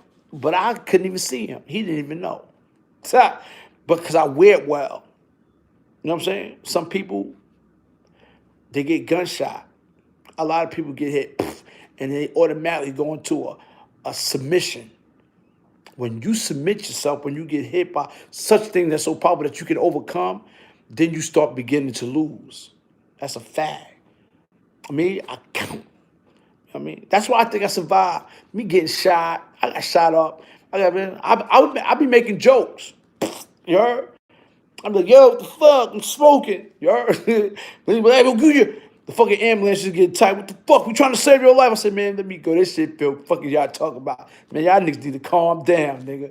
Look at this shit. I'm smoking, you heard?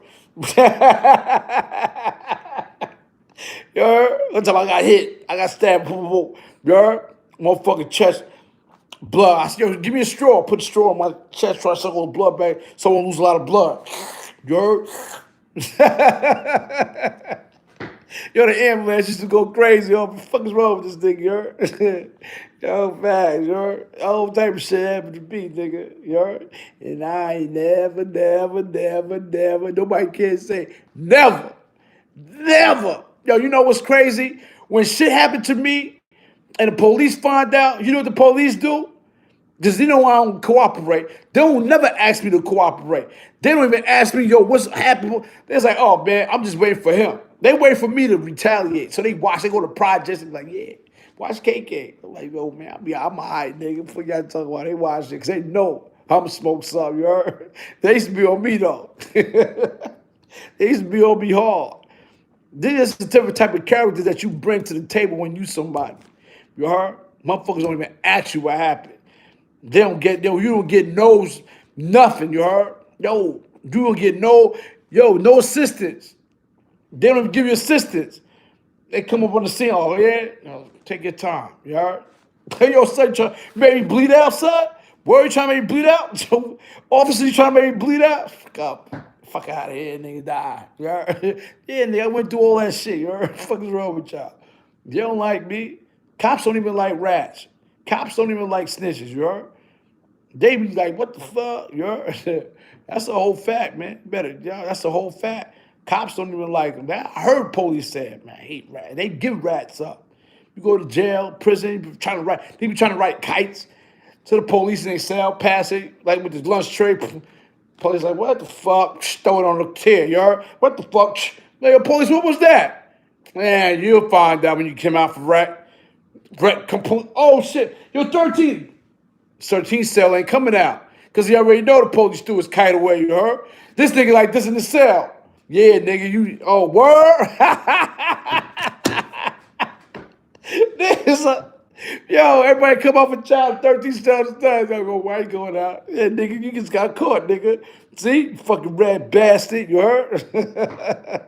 Nigga dropping bad flips, that shit, you heard? Fuck out of here. Sucker motherfuckers. That's a whole fact, you hear me?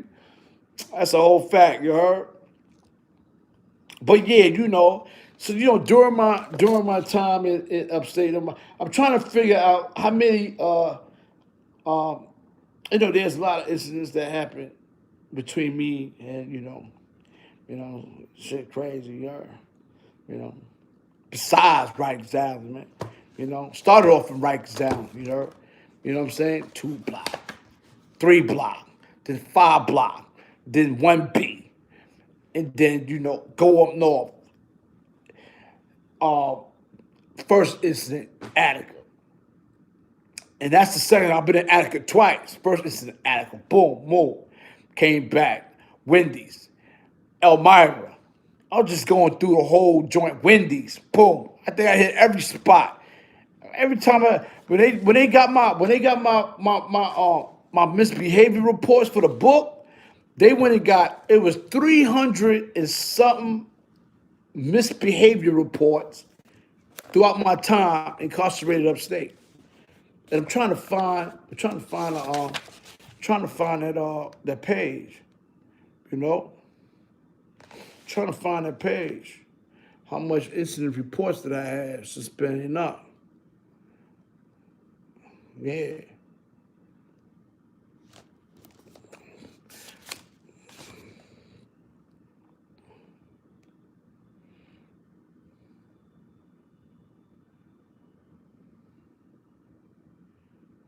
Yeah, I like this one right here. There's another one.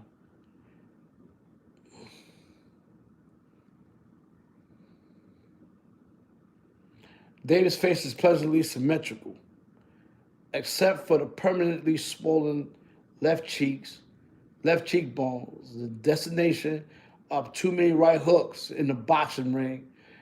His stump of a neck is set on broad, sloping shoulders, but his hands are small and surprisingly delicate. The fact that he could have won so many the fact that he could have won so many hand-to-hand battles on the streets and in prison with such childlike hands tells of assaults, quick, brutal, and perfectly aimed. Davis' body carries no gang initials, no tributes to lost comrades or family members. His only tattoo is a bluish teardrop on his left eye, hardly discernible against his dark skin. This nigga's crazy. The best clues to Davis' identity are the scars, a round, ragged discoloration the size of a 50-cent piece on the front of his right thigh, comes from assassination attempts when he was 17. Davis caught the bullets as he walked. Here you go, right here. Davis caught the bullets as he walked near the corner of Mother Gaston Boulevard and Blake Avenue in Brownsville, half a block from the top floor apartment where he grew up with his mother and younger sister Tanya. Those were the days when he was a principal in the territorial warfare stemming from the project drug trade and the neighborhood jousting for statuses. The days when his own mother was so frightened of being shot by bullets aimed at her son that she ordered him never to call her mommy in public. That's a fact. You heard? And this interview came from my mother. See, he interviewed my mother, my sisters, and everything. Yeah. Ordered him to never call her mommy in public and cross the street when she saw him approaching. That's the whole fact. You know, one of the things, yeah, I was going through that, you know what I mean? Like, Dave Johnson funny. Yeah, so, but say one thing was going on, right? When I was wilding, when I was young, because when I was young, I got caught with, a gun in the house. And my mom didn't even have no idea I was in the street like that. I was like maybe 14 years old, 15.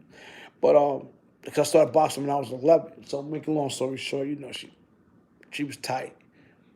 Because she brought the gun to my stepfather, who was at the time living with me.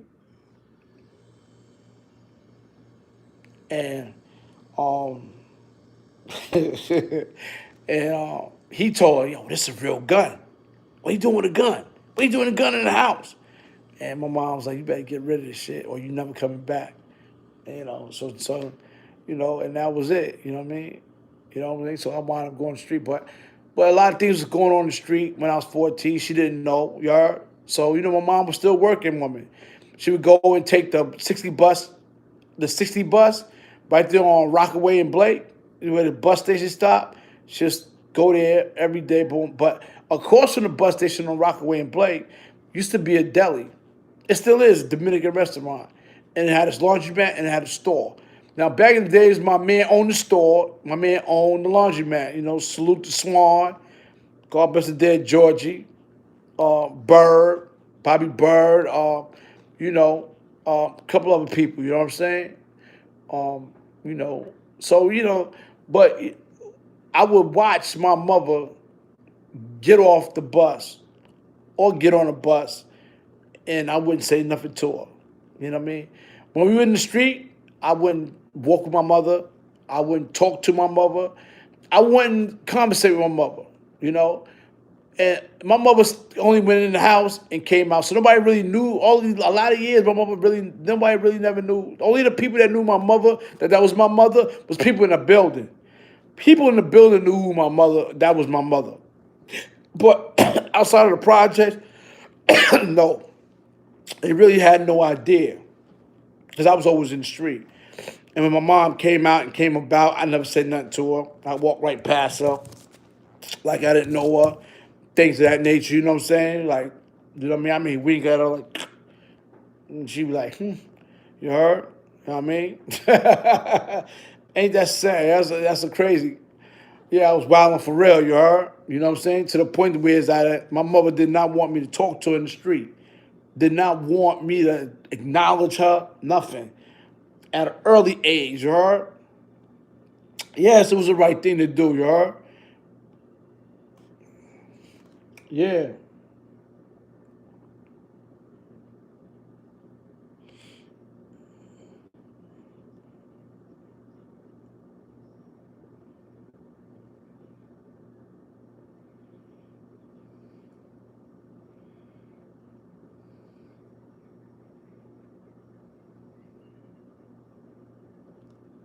Oh. Now here was a Muslim incident right here, you heard? On Rikers Island.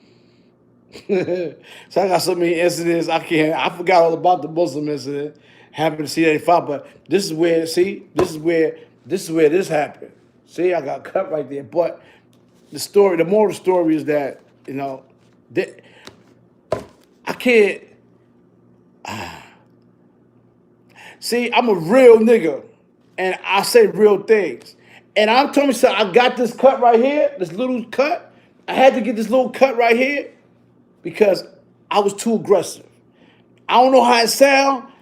He got me on some skin tactic shit like, I'm on his back. Let me read this book. Let me read this book because that's what the report says. But there was a Muslim inmate from Bed-Stuy, Brooklyn housing unit, C95, and he was chasing. And he was chasing an acquaintance of. Oh yeah, he was chasing an acquaintance. Yeah, there was a Muslim inmate from Bed-Stuy, right in Brooklyn, in a housing unit, C95, and he was chasing an acquaintance of Davis, armed with a shank strip from a locker.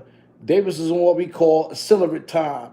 If there was any altercations with the slightest connection to him, he was going to engage. So the Muslim inmate ran right past Davis, past Davis to the gate, and Kevin, no, he said Kevin, and Kevin jumped on his back and swung at him with a razor. Hopping and bucking, the inmate redhead back across his own left shoulder, across his back, across his top of his head, and with a wily, lucky swing, he sliced open Davis' cheek. That's a true story. See, no sugarcoat. But remember, I already been hitting him. I've been hitting him, I was on him. I was hitting him everywhere, wing, wing, wing, and he just happened to come back so I could get off his back. Boop, caught me. I was tight. You know what I'm saying? I was tight. Warrior scars fast, you heard? So, yeah, that's a true story, yeah? You know what I mean? And he was chasing another nigga that I knew, you heard? And then I jumped on him, you heard? With the razor. I jumped on his back with the razor and I tore Ak up. I tore Aki up, you heard? I ain't gonna lie, I tore Ak up. But he caught me on the cheek. Boop, he caught me. You know what I'm saying? But they still came in here and washed me, you heard? They washed me because it was blood everywhere from him. I'm like, everywhere. They washed me. They washed the shit out of me. They washed the shit out of me. Fact.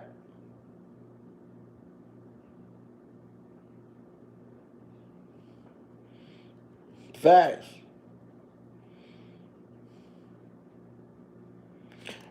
Yeah.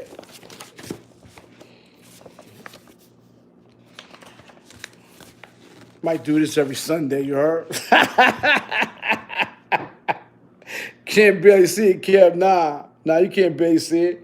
You know what I'm saying? I hear well, you heard? Yeah. You know what I'm saying? Davis has been shuttling. Look, Davis has been shuttling between upstate prisons. Congress passed legislation allowing the exclusion from federally supported housing of individuals convicted of drug crimes and violent acts. Davis had been convicted of both. His record will also disqualify him from receiving a student loan or adopting a child. Fucking retard. What the fuck, mate? What made you write something like, what do I look like adopting a child with my rage, you heard? This writer is crazy, you heard? Yeah. He talking about I guess that's when the Congress passed a law about people, they passed a law, I guess it's about passing a law at that time when I was running wild. Congress passed legislation about allowing federally supported housing to individuals convicted of drug crimes and violent acts. But like I said, I was disqualified. I don't want to rent child. I don't want to adopt children. As the lights in Davis' cell flicker going off and on, as he lay in his bed on his pillow, and he listens to the distant shouts and the same voice chanting the same lyrics. It's the American way.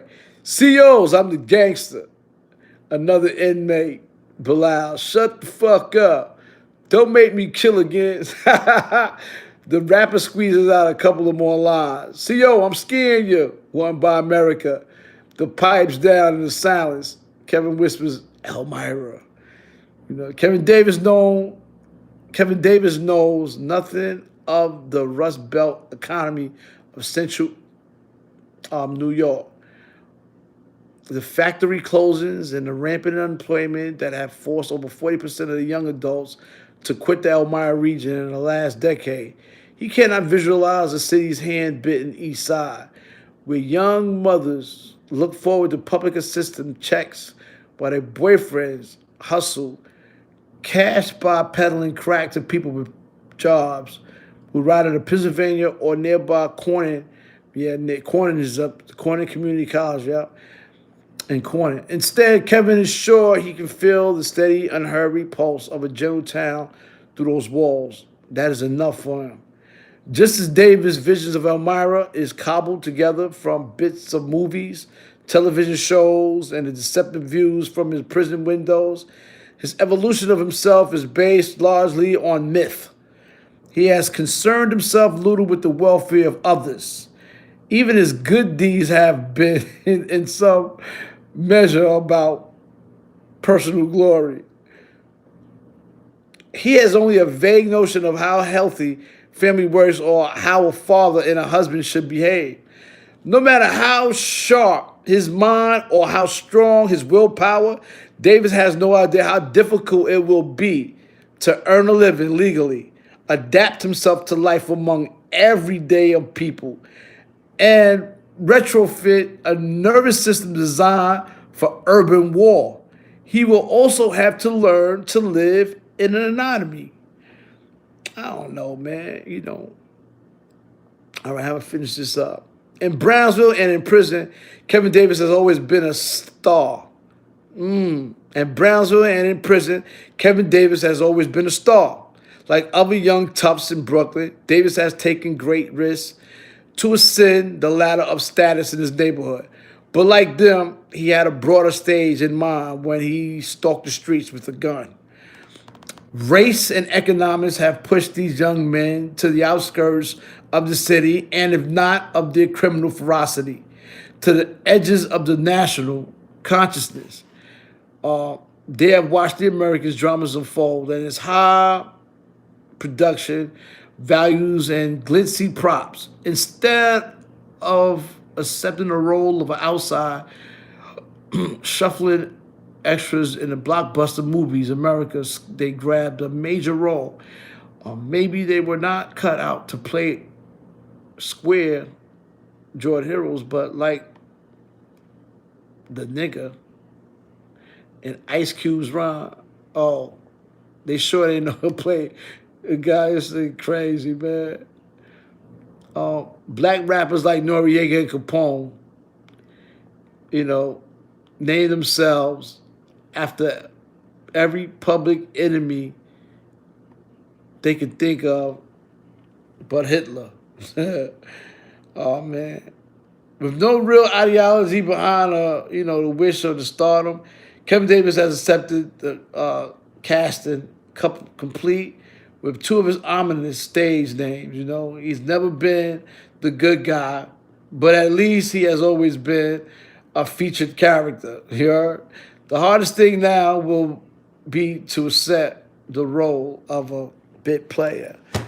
Hey, what the hell, man? Damn if I do good. Nope. Damn if I bad. Yep. You heard? Salute, Ray Coles, you heard? Yeah, I'm just sitting here. I need to sit here and read this without you. I can't hardly see because these glasses. Howdy, partner. There go my boy. Cowboy hats and cowboy boots and a horse. Yo, howdy, partner. Salute, man. Appreciate your donation, you heard? Appreciate your donation, man. Yeah, I was off the hook, man. I'm not gonna lie, you heard? I mean, I don't. The second one is about my baby mother. See, Zebra Town is about a book. I'm gonna tell you something. Zebra Town, this book, now they go into the chapter. See, you know what they did? The first chapter, they talk a little bit about me. The second chapter, they talk about Karen Tansky. Karen Tansky is young. She's 10 years younger than me. White woman. Went to school, got a master's in associate's degree, accountant. She got a master's in accounting. She got an accounting degree and a master's in accounting degree. and she's from Reading, PA. She moved to a town outside of Elmira called Militant, PA, right? So she's from the country. She's always been the hicks and the sticks. That's her shit. Four wheelers, dirt bikes. That's what the white girl. I wound up, she conceiving a baby by me, a little girl. But she wound up as country white girl, blonde hair, blue eyes, bottle shape, bottle shaped woman, no stomach. I mean, she had a bottle figure. She had a bottle shaped figure, but she was beautiful. Very beautiful, very young, but very ambitious. She was smart, but she was the type of white chick that fix a car, get up under the hood. Yeah. She gets up under the hood, fix cars. She was really nice with her. She was very smart with mechanics, things of that nature. She owned a few bikes and she rode bikes, and it was crazy. But this book basically is a relationship between. This is why they got a, it's supposed to be me and her. But I said nah. I don't want to be on the cover. She neither. So they made up the two characters. You heard? They made the two characters. You know what I'm saying? But well, this story is how I met her with her. But the book is basically about a white female from a different lifestyle of living, right?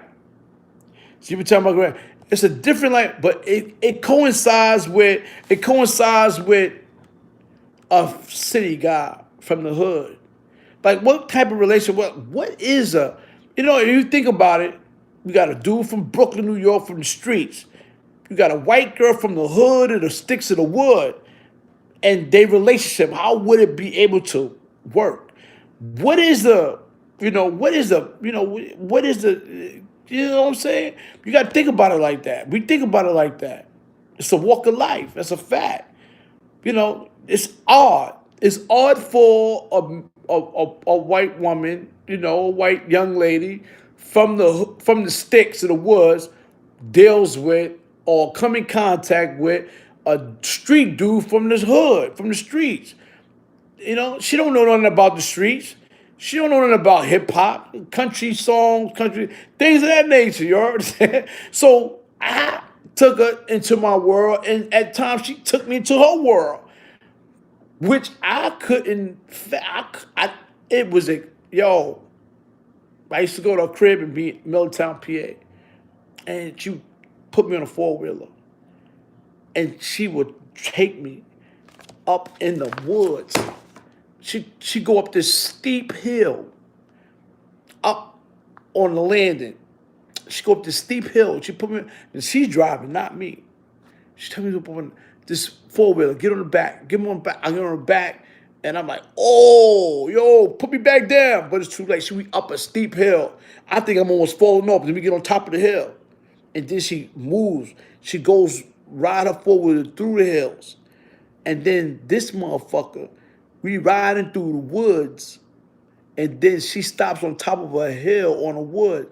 But she stops on a path, the path that we got the four-wheeler on. She stops at this certain area, and she goes, look down. I look down like it's a big, gigantic, like Earth, like an asteroid hit it. It's like an asteroid hit it, right? And I was like, damn, what happened there? She said, that's the bear cave. I said, bitch, yo, get me out of here, you heard? Yo, it was tight. Yo, it was so tight. Yo, I was so tight at her. I was tight. Yo, get me the fuck out of here. Yo, get me out of here now. What you doing? Yo, get me away from these bears. I don't want to see no bear. She's like, they don't bother no. I said, yo, get me out of here. I was like, yeah, you know what I'm saying? Oh, she was a real country girl. Very smart dog.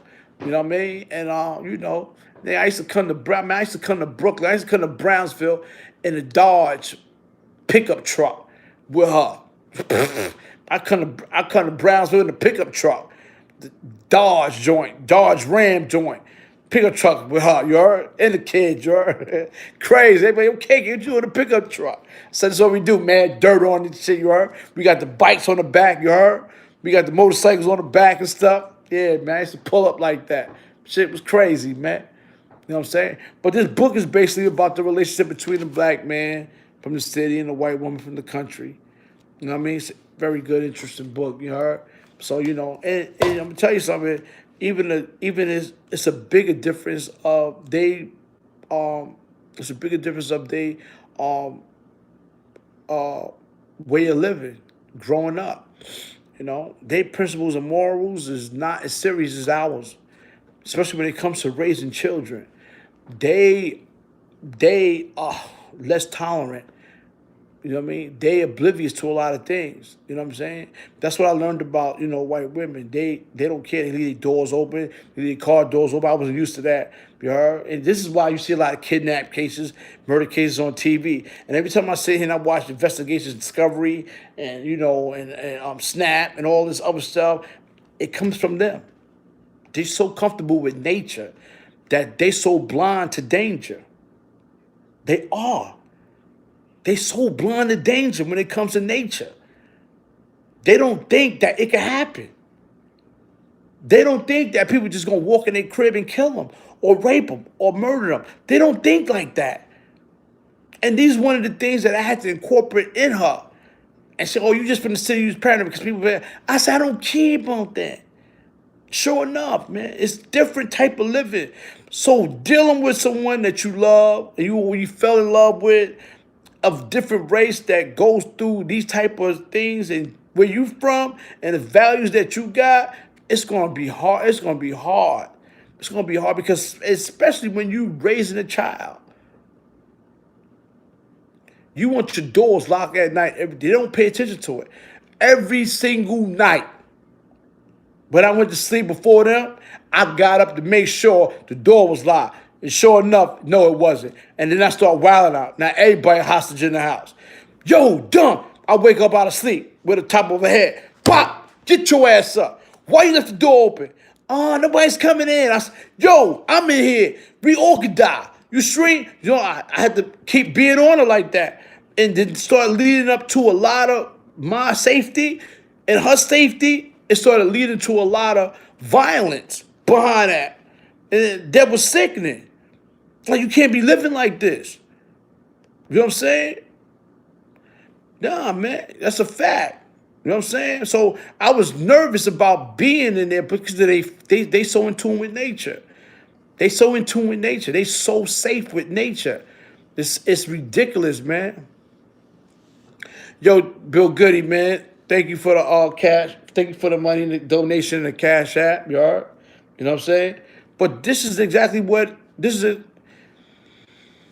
I need management. How I need management? I don't need management. I became the perp in the house, Pink Sugar. It's food. Pink Sugar is food. Pink Sugar food. Yeah, man. But you know what I'm saying? Not everybody out to kill, but it only could take one chance, one time, and you might be the chosen one. So you always got to think. I see you always got to think like that. Facts. You always got to think like that. You know what I'm saying? Maybe not everybody not a killer, but you never know. You know what I'm saying? Dudes walking along, you know what I'm saying? Through houses, you know, you see dudes, man, just going in, just open it, see if they can go. You got dudes just walking around in the street right now, pulling handles on car doors. They do that upstate. They pull handles to see if the door's locked or not. And that's how they come in and murder people or rob people. You know what I mean? You gotta look at these videos, man. These videos are serious. People could be in your neighborhood and just go up to their door and see if it's open or not. And once it's open and they don't see nobody, they come in, they may do something, they may harm you, they might steal a sandwich or something out the refrigerator, take a beer and run out, you know what I mean? Eat a couple of snacks and leave. But you gotta prepare for stuff like that because they invading your property. They invading you. They invading your space where it's supposed to be sacred. Your place where you live is sacred. You're not supposed to let no outside or strangers violate that in no way, shape, or form. You know what I'm saying? That's a fact. That's how I look at it. You know what I mean? That's exactly how I look at it. That's a whole fact. Word.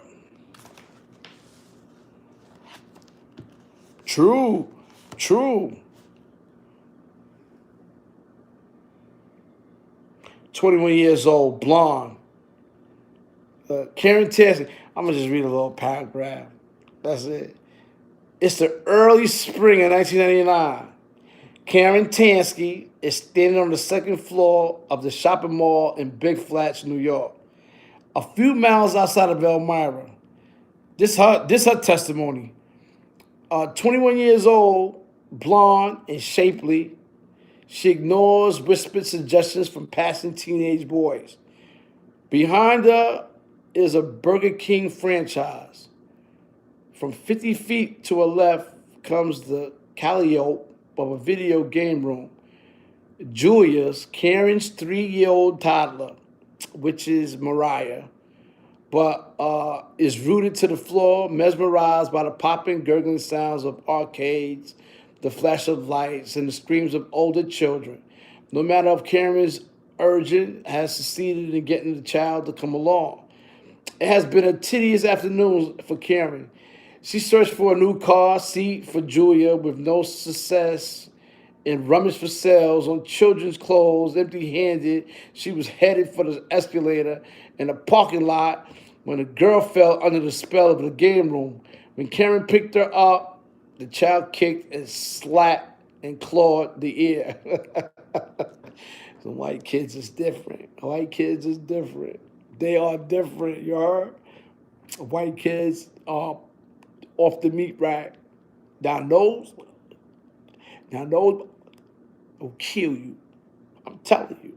You better watch out for them.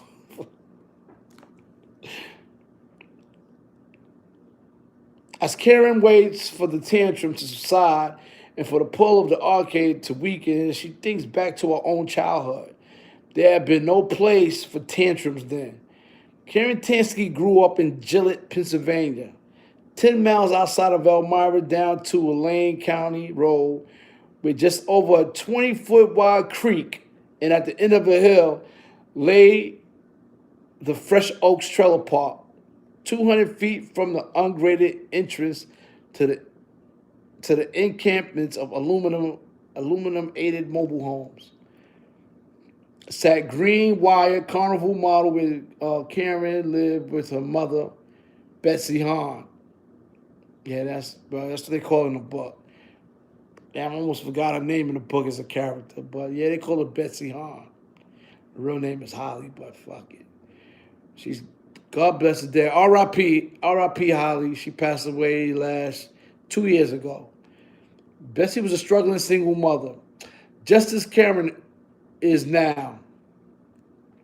See, my baby mother was the only child, and her mother was strange, and it was crazy. But you know, here, let me read this book. It's just crazy, right? It's just crazy, right? Oh man, oh man. All right, Bessie was struggling single mother. Bessie's a mother, just as Karen is now. But life was much harder then. On winter mornings back in 1983, Bessie and her 5-year-old Karen would be up before dawn. Bessie would study her face in the bedroom mirror, combing her champagne blonde hair while Karen brushed her teeth in the tiny bathroom. Bessie would look at her own huge green eyes and bangs and announce, "Your mommy's looking good." At 5 years old, the precocious Karen, pulling on her mittens and hat, already behaved and sounded more like a miniature mother than a child. "You got your gloves on, mommy?" Holding each other's hands, and two would step down out of the trailer and onto the frozen ground. Trailer.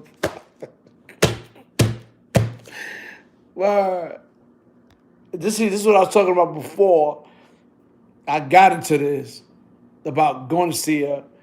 and she take me on four-wheelers, drive me up in these mountains and all that. You heard?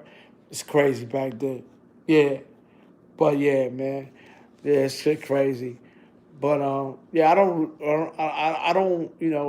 really get into too much of her history about how she grew up. But I just knew a little bits and pieces of what she told me about.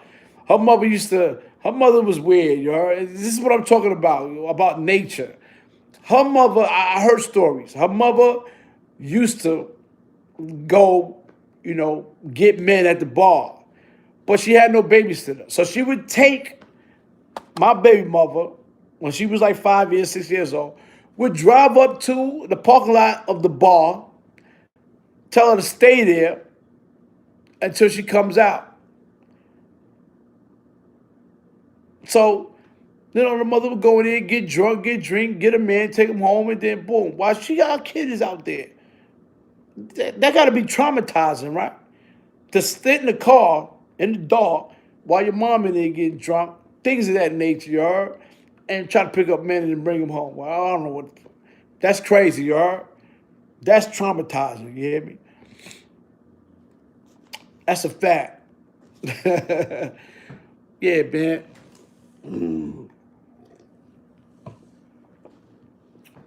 But that's what it is. I ain't gonna be here too long. What's up, though? I'm gonna talk a little bit about life. We don't get so much more deep in the story, man, because it goes back and forth. It goes from my living to back to jail to another incident, back to living, back on the streets, back to, you know what I mean? It varies, you know what I'm saying? But yeah, book came out in 2010. I'm gonna tell you what happened. Shit's crazy. I'm gonna tell you what happened. I don't got nothing against, I don't have nothing against, white people, but I'm gonna tell you an incident that happened when this book came out. You heard? So it's a very, very good story. So listen to this shit. So I'm having a party at Barnes and Nobles in Big Flats, New York. So I come in there, a lot of the customers, a lot of the employees that worked there already knew who I was. But there was one particular employee that knew me. The rest, I think, they was off that day. But anyway, I came in the store, right? I came in the bookstore when I started the book party. I came in the bookstore and I was looking for the employee that I know by the name of Joanne. So while I went up to the station or the desk, and I need Joanne because I just spoke to her. We're supposed to have a party here, boom, boom. So I'm in the waiting area. But while I'm in the waiting area, there's an older white lady who came out with a book. She wrote of her own about gardening, right? So she comes over to me and she goes, excuse me, but can you go get some chairs for me and the table so I can set my thing up? Who are you talking to? You talking to me? You talking to me? She says, yes, don't you work here? I said, hell no, I don't work here. I said, you better go find somebody else, Miss Muffet, to find you. She said, oh, excuse me, I didn't know. I said, yeah. So by the time she turned around and like, oh, my bag. What's wrong with this motherfucker bitch? Now my lady homegirl so my lady comes out. Oh, she got the big boxes of these books. I got about 100 of them in a box just sitting there waiting for me. So I put the book on the table and, I start rumbling through it, trying to set my station up. And then this same old white lady comes back over there and, oh my, this is your book? She goes, oh my, what are you doing? You setting up? I said, yeah, I'm having a book party for my release of my party. I'm having a book release party for my book. And she looked at it, right? She was like, wow. Oh my. And she said, this book is about you? They've been promoting this book on TV. I said, yes, this book is about me. So, I'm already mad at her for trying to play me to go get cheers and all that shit for her. I was trying to be disrespectful, but the way she said it, like, yeah, can you must do this. You got to do that. Like, get your little lily ass up out of here, you heard? Little Miss Muffet, get up out of here with that, you heard? But yeah, but when she came over there, she's like, oh, I've been seeing this book. Yeah, I said, yeah, my book just came out today. I'm having a book party and I'm about to start it. So, make a long story short, they started getting chairs, things of that nature. And she said, she came back over. She said, by the way, is that a hardcover? I said, yes, this is hardcover. This is hardcover. And she go, wow. She goes, wow. I said, let me see your book. A book was soft cover, and I had a name on it. Judith something, I'll never forget. It was Judith Jail, but it was about gardening. She had flowers all. Her book was about gardening. So she was having a book party the same day I was having a book party. But hers was soft cover. Mine was hard cover. And then she said, that costs a lot more money than soft covers. Where you got hard? Who's your publishing company? Then I told her, I said, Simon & Schuster. So when I told her it was Simon & Schuster, I've never seen a white person turn blue, red, pink, yellow, all in the face at the same time. She was like, my God, that's a popular publishing company. I said, I know. She said, wow. She was like, dude. I said, what the fuck? This old lady started acting young and everything going, dude, that's good. Who's the author? I said, yeah, the author is Greg Downes. He did the first book that's by Simon & Schuster called The Bill. Then he did my book, you heard? And she just went bananas, I ain't gonna front, but I still was kind of mad because then she showed me high honor, respect. You know what I'm saying? Like, she really, showed me a lot of respect. And she even bought a couple of books. She said, you know what? I'm gonna buy a couple of these books.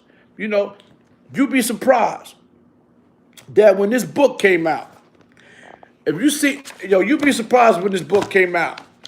How many, listen, I had people, I'm talking about white people, they was NASCAR drivers buying 20 at a time. These dudes was cowboy, country dudes buying 30, 40 at a time. Old women buying 20 at a time. I had more sales from the white people than I did from the blacks. That's a fact.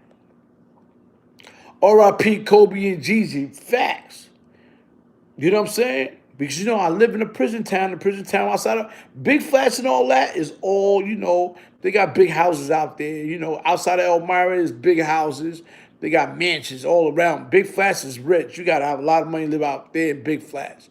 And that's like 5-10 minutes from Elmira. Elmira is a spook town. You live in Elmira, it's east, the west, the south side. They all ghetto. It's all ghetto. You know what I mean? It's all ghetto. You know what I'm saying? All ghetto. Davis Street, first, second, you know what I mean? All that's all ghetto. You know what I'm saying? Clinton, all that's all ghetto. So all ghetto on that street. But yeah, she started showing me a lot of more respect about, paying honors, my publishing company outweighed hers, the hardcover outweighed it, and the story was even magnificent, you know what I'm saying? So that's what, she started respecting me. Like, oh, shit. You know what I mean? I was about to tell her, can you go get me a seat now so I can sit down? But I didn't want to do that. I'm about to tell old lady, now you go get me a seat. Ain't gonna give me a daiquiri or something, you heard? With the lemon on it. Now you gonna do that for me. You know what I'm saying? Facts. Yeah, man. But these, you know what I'm saying? But this is the story of my life, you heard? Story of my life, you know what I mean? You can't make this shit up, you heard? Can't make this shit up. Can't make a book up. If anyone is interested about doing a book on you, you better do it. I ain't never had no one approach me. I never thought in a million years they was gonna ever do a book on me or ever have me in a book. And and have me in different several articles. Like I said, June of 1994, August of 1994, Tupac was on the front cover of the Source magazine. I was on page 23. I would never forget that. I wish I can get I'm gonna give me a copy of that. You know what I mean? They had an article of me. They had an article of this book right here. I was on front cover of the Veil on page 23, August edition, 94, Tupac. They had this book in there and they was talking about my story. You know what I'm saying? That's before I even came home. That was in 94, 95. I was still running on the island, wilding out. But a lot of times when I was in the papers, or they brought me up in the papers, I didn't know because I was in the box. You know, I didn't get newspaper. You don't get newspaper. The police usually come by my cell and be like, yo, Kate Davis, yo, using the papers today. Yo, using a book today. I'm like, where's Timmy Otto? And they give me an article, or they give me the book. Or sometimes they cut the article out. I'm like, damn, these niggas can't leave me alone for nothing. They gonna try to fry me. And that's the type of reputation I had. You know what I'm saying? I wasn't playing, man. You know what I'm saying? You know, they used to come by every so often when I was in the paper or they said my name. I was in the book. I was in the newspaper. That's it. Word. That's how it was. Now, I want to do another book. I want to do another book because there's a lot more things after or during my time of, you know, on the streets. So, you know what I'm saying? I didn't touch on. I want to save the best for last because the stories that I got, you know. See, one thing about me, man, something I've done in my life is that I'm strategic. And I always tend to put all my strategies in motions. I put this just to work. I actually live it out. And I put steps into doing it physically. That's my whole thing about, see, that's how when we read books and we think about the stories or things that people done in a book and it excite us, and they be like, the first thing that comes to their mind is like, man, I can't do that. I can't. Yes, you could. You can do it. Because the same way that person you reading about did it in a book is the same way you could take those same steps and do it too in real life. See, don't be afraid to take steps. A lot of people don't think like that. You know what I'm saying? I ain't afraid to take that extra step. You know what I mean? I ain't afraid to go in the woods, hide in a tree, and it's the unexpected. When the unexpected happens, only the ignorant are surprised. Knowers don't think it's strange. I'm gonna say that again. When the unexpected happens, only the ignorant are surprised. Knowers don't think it's strange. See, this is the type of things that you gotta enforce in your mind and your stability when you live. This is the type of things you gotta incorporate when you claim to know such things, but don't live such things. See, I talk about things that I live. I don't care about what other efforts do. You heard? I don't care about their strategies or who they did this with, that, boom, boom, boom, boom. My story solidifies a physical hundreds of witnesses. Hundreds of witnesses that contest to it. That nigga ain't lying. That nigga did that. My friend. My son got on here the other day. One of my comrades got on here the other day. I ain't seen him in a minute. I saw him at an album release party back in Alphabet City way back in June. And I didn't even know I seen his name pop up on my live. His name is Kenyatta Black, man. Shout out to Kenyatta. I seen him. I said, this nigga crazy. Because the first time I saw him in 30-something years, the first thing he said was, yo, and we in a club around a bunch of dudes. All a lot of dudes from Browns. Say, yo, KK, yo, you a bug out. I said, what the fuck I do now, son? I ain't seen you in 30 years. That's the first thing you say to me. Can I get a hug first? And I gave him a hug, And he turned around and told these niggas, said, yo, I ain't never seen a nigga like KK. Nigga pulled up on a dice game full of niggas and took all their money and walked away. I said, oh, shit, you remember that shit, man? He said, yo, you the only one in Brownsville that did that. He said, this nigga get crazy. That nigga walked through the dice game and took everybody money. Them niggas are scared to death. He took the dice too. I said, yeah, nigga, give me all that. You heard? Fuck out of here. You heard? Yo, shit was crazy though. But yo, shout out to Kid Y'all. That nigga funny as a motherfucker. Sit there, man. You remember that shit. He didn't want to give me a hug at first. I had to get a hug first. I said, "Hey, hug?" Before you say anything, like, can we get a hug or something? Fuck.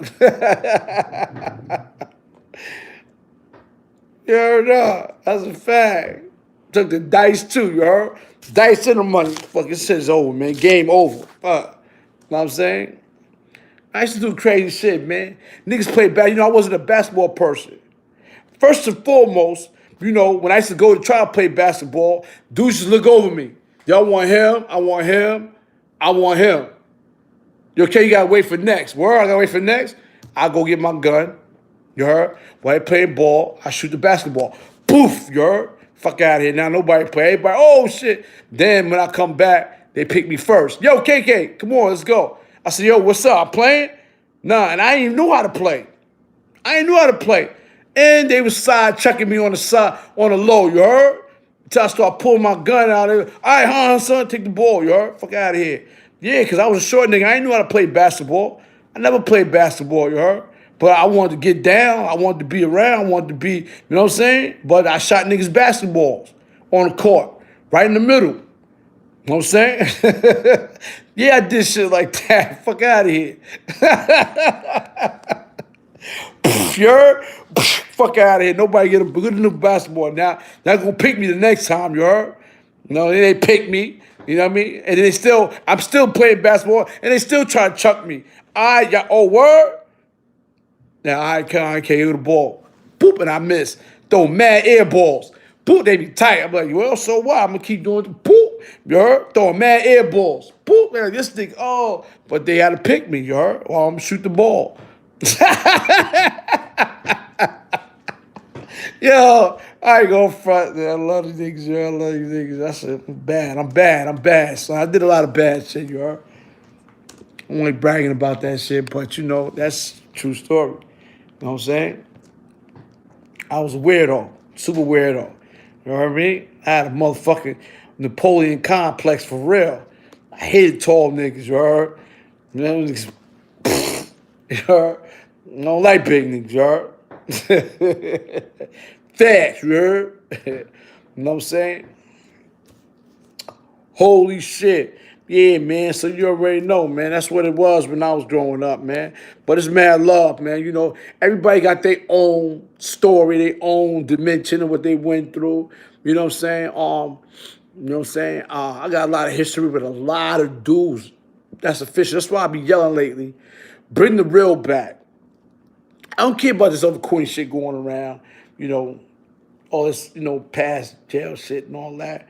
Because you gotta understand something.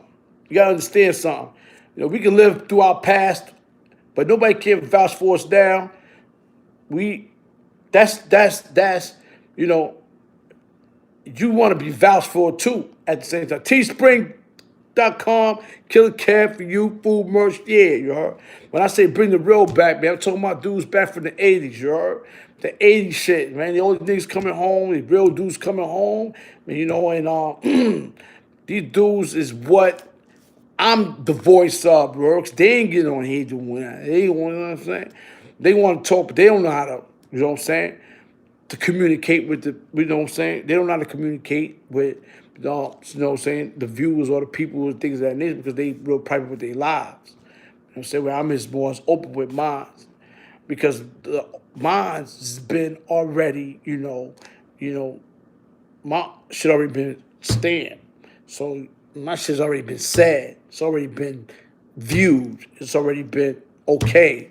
So therefore, you don't need to, you know what I'm saying? You don't need to, you know, overdo it with what you have done or what you can do. That's one of the things that you gotta, you know, you gotta separate yourself from. You know what I'm saying? So I talk for a lot of dudes. That I've been around that's real. You know what I'm saying? I kind of participate in I kind of participate.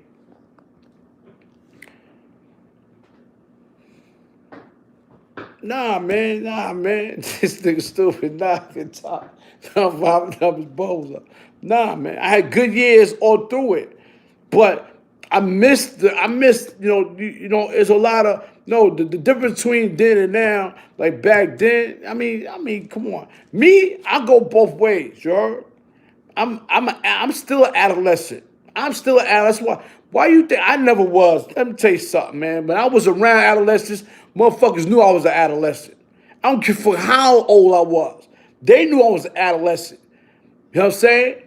I ain't never been outcast. I ain't never been a bypass, you heard? I ain't never been a jive ass, you heard? Fuck is y'all talking about? But I seem to have a relationship between two altered worlds, which is, the babies and young guys and the older guys. I stand between that. You know what I'm saying? I fluctuate. I know how to fluctuate. You know what I'm saying? And I be trying to let the older dudes know, you can't, sometimes you can't do that. Like, you know what I'm saying? Like because a lot of times, when, you got the young boys, they be like, you're old head. And way some old dudes take it offensive but you don't have the power to, you know what I'm saying? You don't have that relationship with them to have them think no other because your relationship to them is what you present to them as you think of something else. So, but when you start thinking like them, you know what I mean? Like, these niggas don't call me an old head. Them niggas call me OG. Well, OG, the OG. It's a different type of, it's a different type of character. It's a different type of name. But yeah, you gotta learn how to deal with them energetically in a way to where it's that, yeah, nigga, like, that niggas will know you get busy. You know what I'm saying? Like I said, man, my first body was a 17-year-old. He was crazy, you heard? So, and I was 19 or 20, I guess, you heard? But I don't play with these dudes, you know what I mean? You can't play with them at the same time because a lot of them is not going to follow suit. So you got to be careful about which one or who you deal with in your environment in such a way. You know what I'm saying? So you already know. You know what I'm saying? You know what I mean? I don't discriminate. I don't discriminate, man. I don't care about all that other shit, man. Because I don't care about all that other shit, man. I tear a young. I will because you gotta understand something. That a lot of people lose their life because they don't know. Sometimes some of them don't know the difference. You gotta teach them naturally, but you have to have an influence on them for them to follow suit. Because a lot of dudes, like even from my projects, they follow suit. So I don't worry about them showing no disrespect or showing no animosity. Because I deal with them, they in tune. And just like I'm in tune with them, you gotta respect them as well. And this is where communication comes in at. But when you try to avoid all the young people that's going through problems or doing what they're doing, when you try to avoid situations like that, I ain't dealing with them. I ain't doing that. All you're doing is giving it up on them. And when they see that you give up on them, just like a dog, when they sense fear, what they do, they bite. So now you in a way. So now, therefore, they're reckless around you and your surroundings because they know that you feel some type of way anyway. Nah, man. Nah. Nah. You can't do that. You can't do that. When you start holding the type of energy where you come around, as if myself, I come around them, they see me, they like this, they toting. They're like, oh, all right, you heard? They don't feel uncomfortable. They actually feel safe. You know what I'm saying? It's rules of engagement. Oh shit, what up, KK? Oh, what up, KK? I got kids, you heard? They like my kids, you heard? But I think like them still. I don't try to disarm them.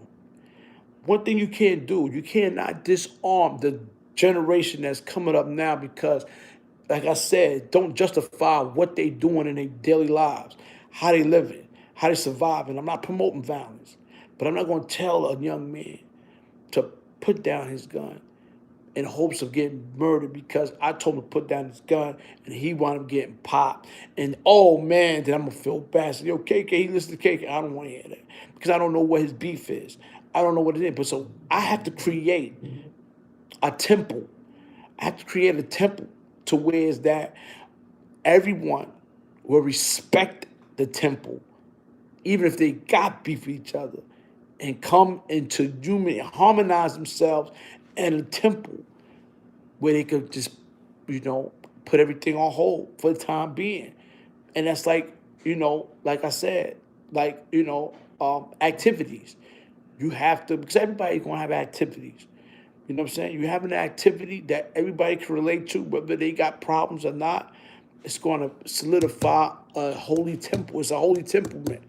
It's a holy temple that you're going to, you got this own thing I can do. Because I'm not going to sit here and tell them what they can't do and I can't tell them to stop doing drugs, because they got to eat.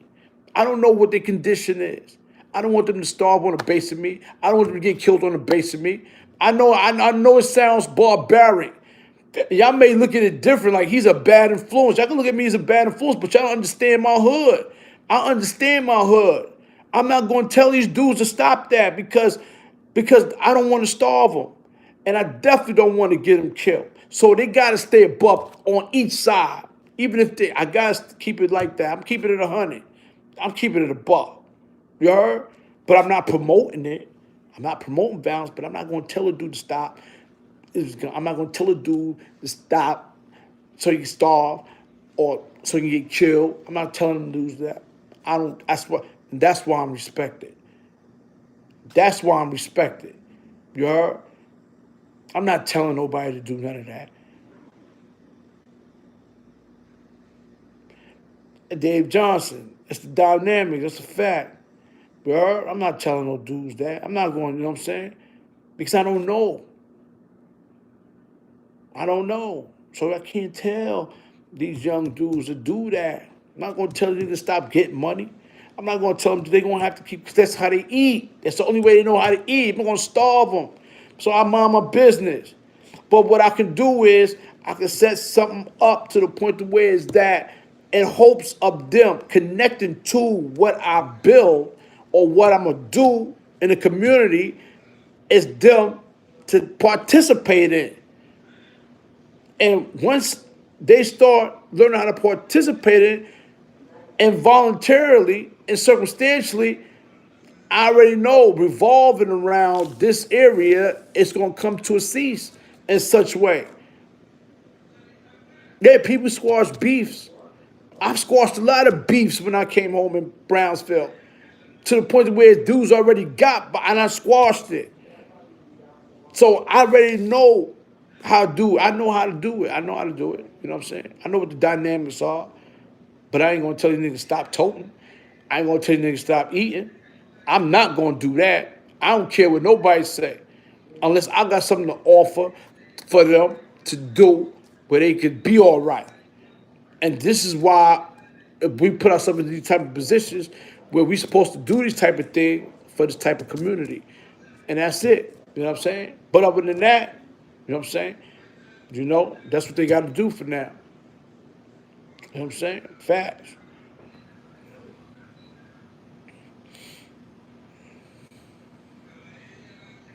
Yeah, salute to the chat, man. You heard? Yeah, I'm about to peel out. I just wanted to chat a little bit.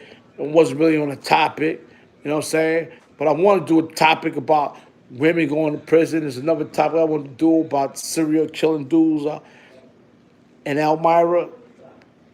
I'm telling you, this shit crazy. Yeah, you know what I'm saying? But like I said, yo, listen, like I said, man, watch out for this other lame killer Cam. Got the same YouTube thing I got, the same thing. I don't know how to get rid of this cat, but I'm gonna set him up. I don't know if it's a girl or it's a boy or it might be both, you heard? But somebody, we gonna have we setting a trap for right now, you heard? We setting a trap for that, you heard? So be easy on that. Diesel Brown, son, good convo, you heard? Thank you, appreciate y'all. Yeah, man, colt up, you heard? Colt up. What advice can you give to young homies turning blood nowadays? The advice that I give to that man, yeah, dudes, yo, turning blood nowadays is so bozo. Like nobody you shouldn't have to turn. But you know what? I'm gonna tell you something. And it's deep. Let me get him. We're gonna go back onto it. You know, a lot of people turn blood for different reasons. You got a lot of dudes out there that have no father, no family, none of that, and they want to feel love and a part of something, and they turn blood, or turn crip, or turn vice lord, whatever. But these are the people that they don't have no options. Their options is limited. And when these young kids' options is limited, they look for the closest, nearest thing that they can relate to as far as having a relationship, having love, making ends meet, how to eat, you know, how to walk, things of that nature. But I don't. The advice that I give these dudes to this day, like they don't need to turn blood.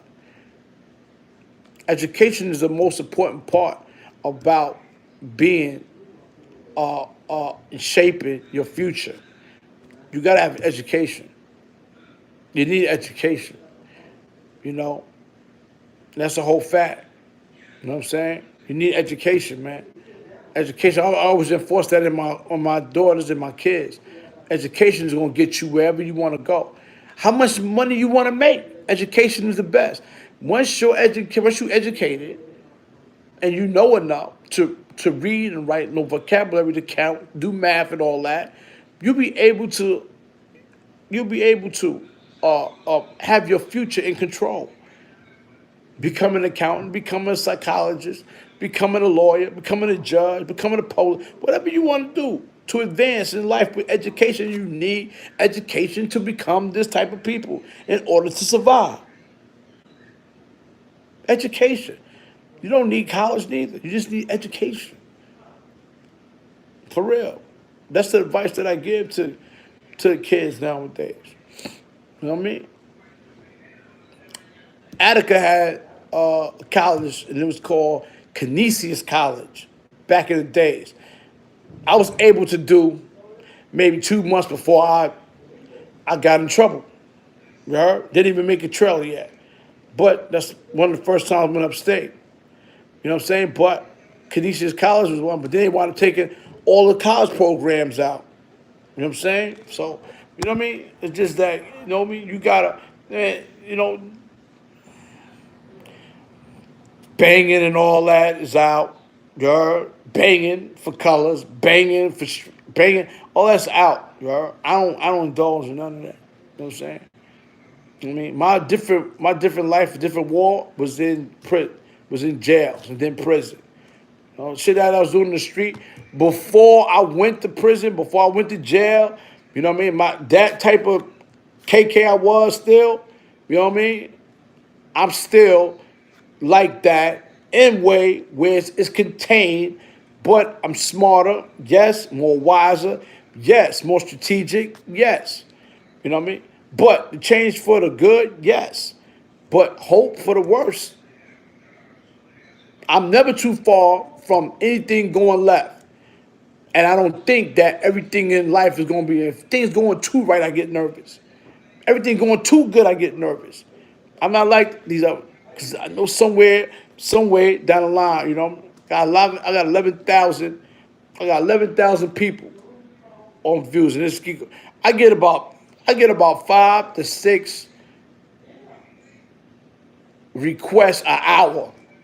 Still, I get about 5 or 6 requests an hour. My shit go up, boom, boom, boom. Every hour I get about 3 or 4 requests. Somebody subscribing to my channel. So, you know what I'm saying? So, so yeah, it's just crazy, you know what I mean? And and that's after they even watch a couple of my episodes. You know what I'm saying? So, oh man, they leave a comment, things of that nature, some good, some bad. You know what I mean? I take it all, man. Give me bad too. I take bad. You know what I'm saying? Yeah, thank you for my. I appreciate y'all for viewing. You heard? I appreciate the viewers. But yeah, man, you know what I'm saying? It's all good. But I'm about to get up off here. You heard? And make me some Sunday dinner. You heard? You got my ear, no doubt, homie clown. You heard? All right, yo. Boop. You got a question? What's up, Dave Johnson? Hurry up, man. What's up, Dave Johnson? Coked up. Respect, respect.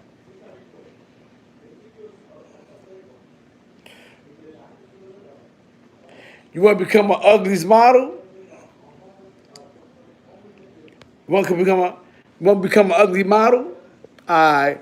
That's what I'm gonna tell you to do, right? Tonight, right? Fry some chicken, right? I'm gonna tell you how to do it right. Fry some chicken. When you take the chicken out the pot, you heard? Just pour the grease all over your face. Then you're gonna be a top model, you heard? You're gonna be like Seal. You seen Seal? See Seal?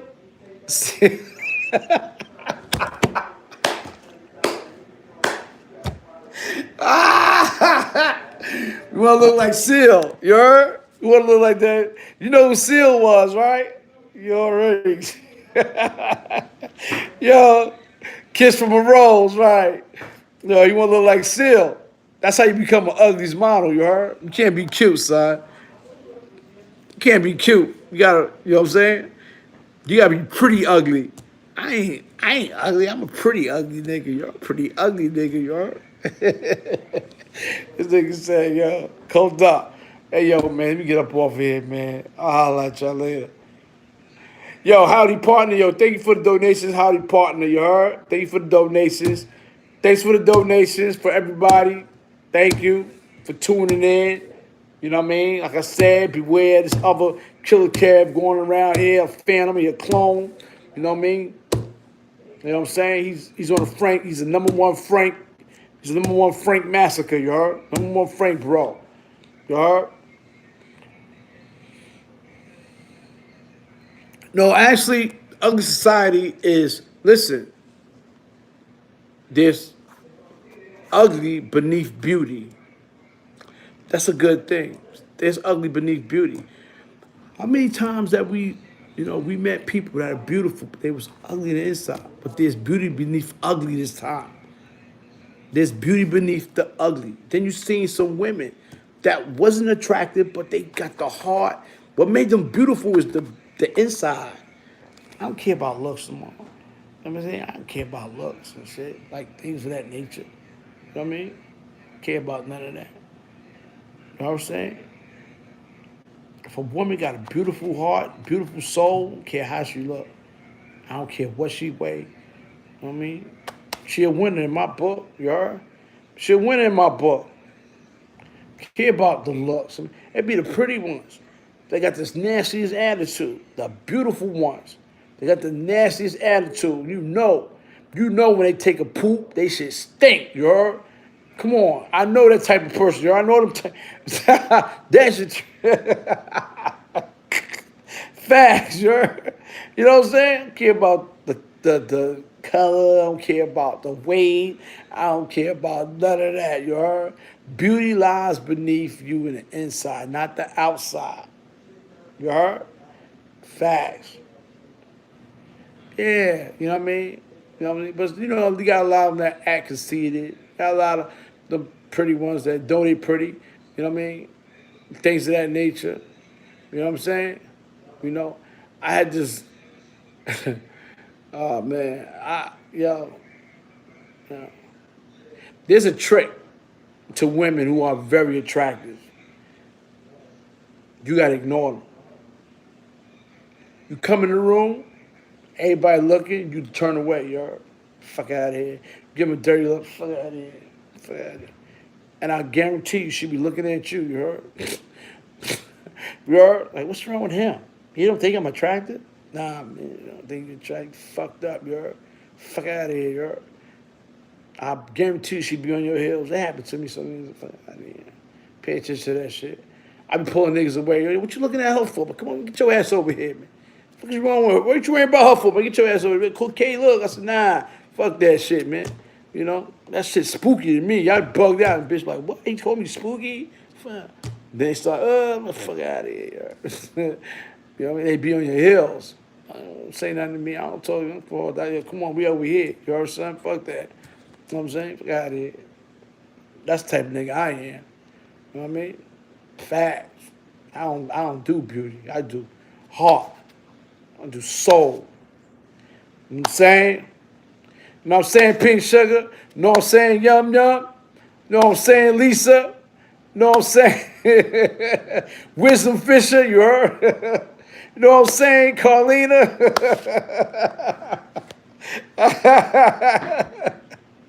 Yo, it's that. That's a fact. Yeah. A fact, man. These niggas be jumping. Yo, these niggas see beauty. These niggas see beauty and they have the most worst relationship with them. Bras, you heard? Because they think they shit don't stink. And especially when they got one over you, they act like they control you. Then they treat you some type of way. It ain't no relationship no more. Ain't no relationship no more. It's a what they call it is a whole new different type of relationship. That shit is off-sided, you heard? When a woman start feeling like that about you, because you pay her that much more attention, and you submit yourself and you subject yourself to her standards. You know what I'm saying? Women do not like a easy nigga. They do not want a nigga that's a yes man. They don't want none of that. You soft, you heard? Yeah, yeah. They soft, you heard? You know what I mean? They don't want no man who ain't got no two sets of bizzle, you heard? You know what I'm saying? Give them a run for their money all the time. You got to, you heard? You know what I'm saying? I might be talking too much.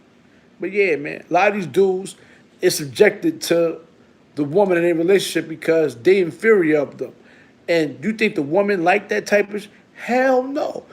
Woman want a man. She don't want no dude that she tell him what to do, he do it all the time. You know what I mean? Sometimes I do the total opposite. But out of nowhere, we could be nice all day. Then all of a sudden, put my snap. Fuck.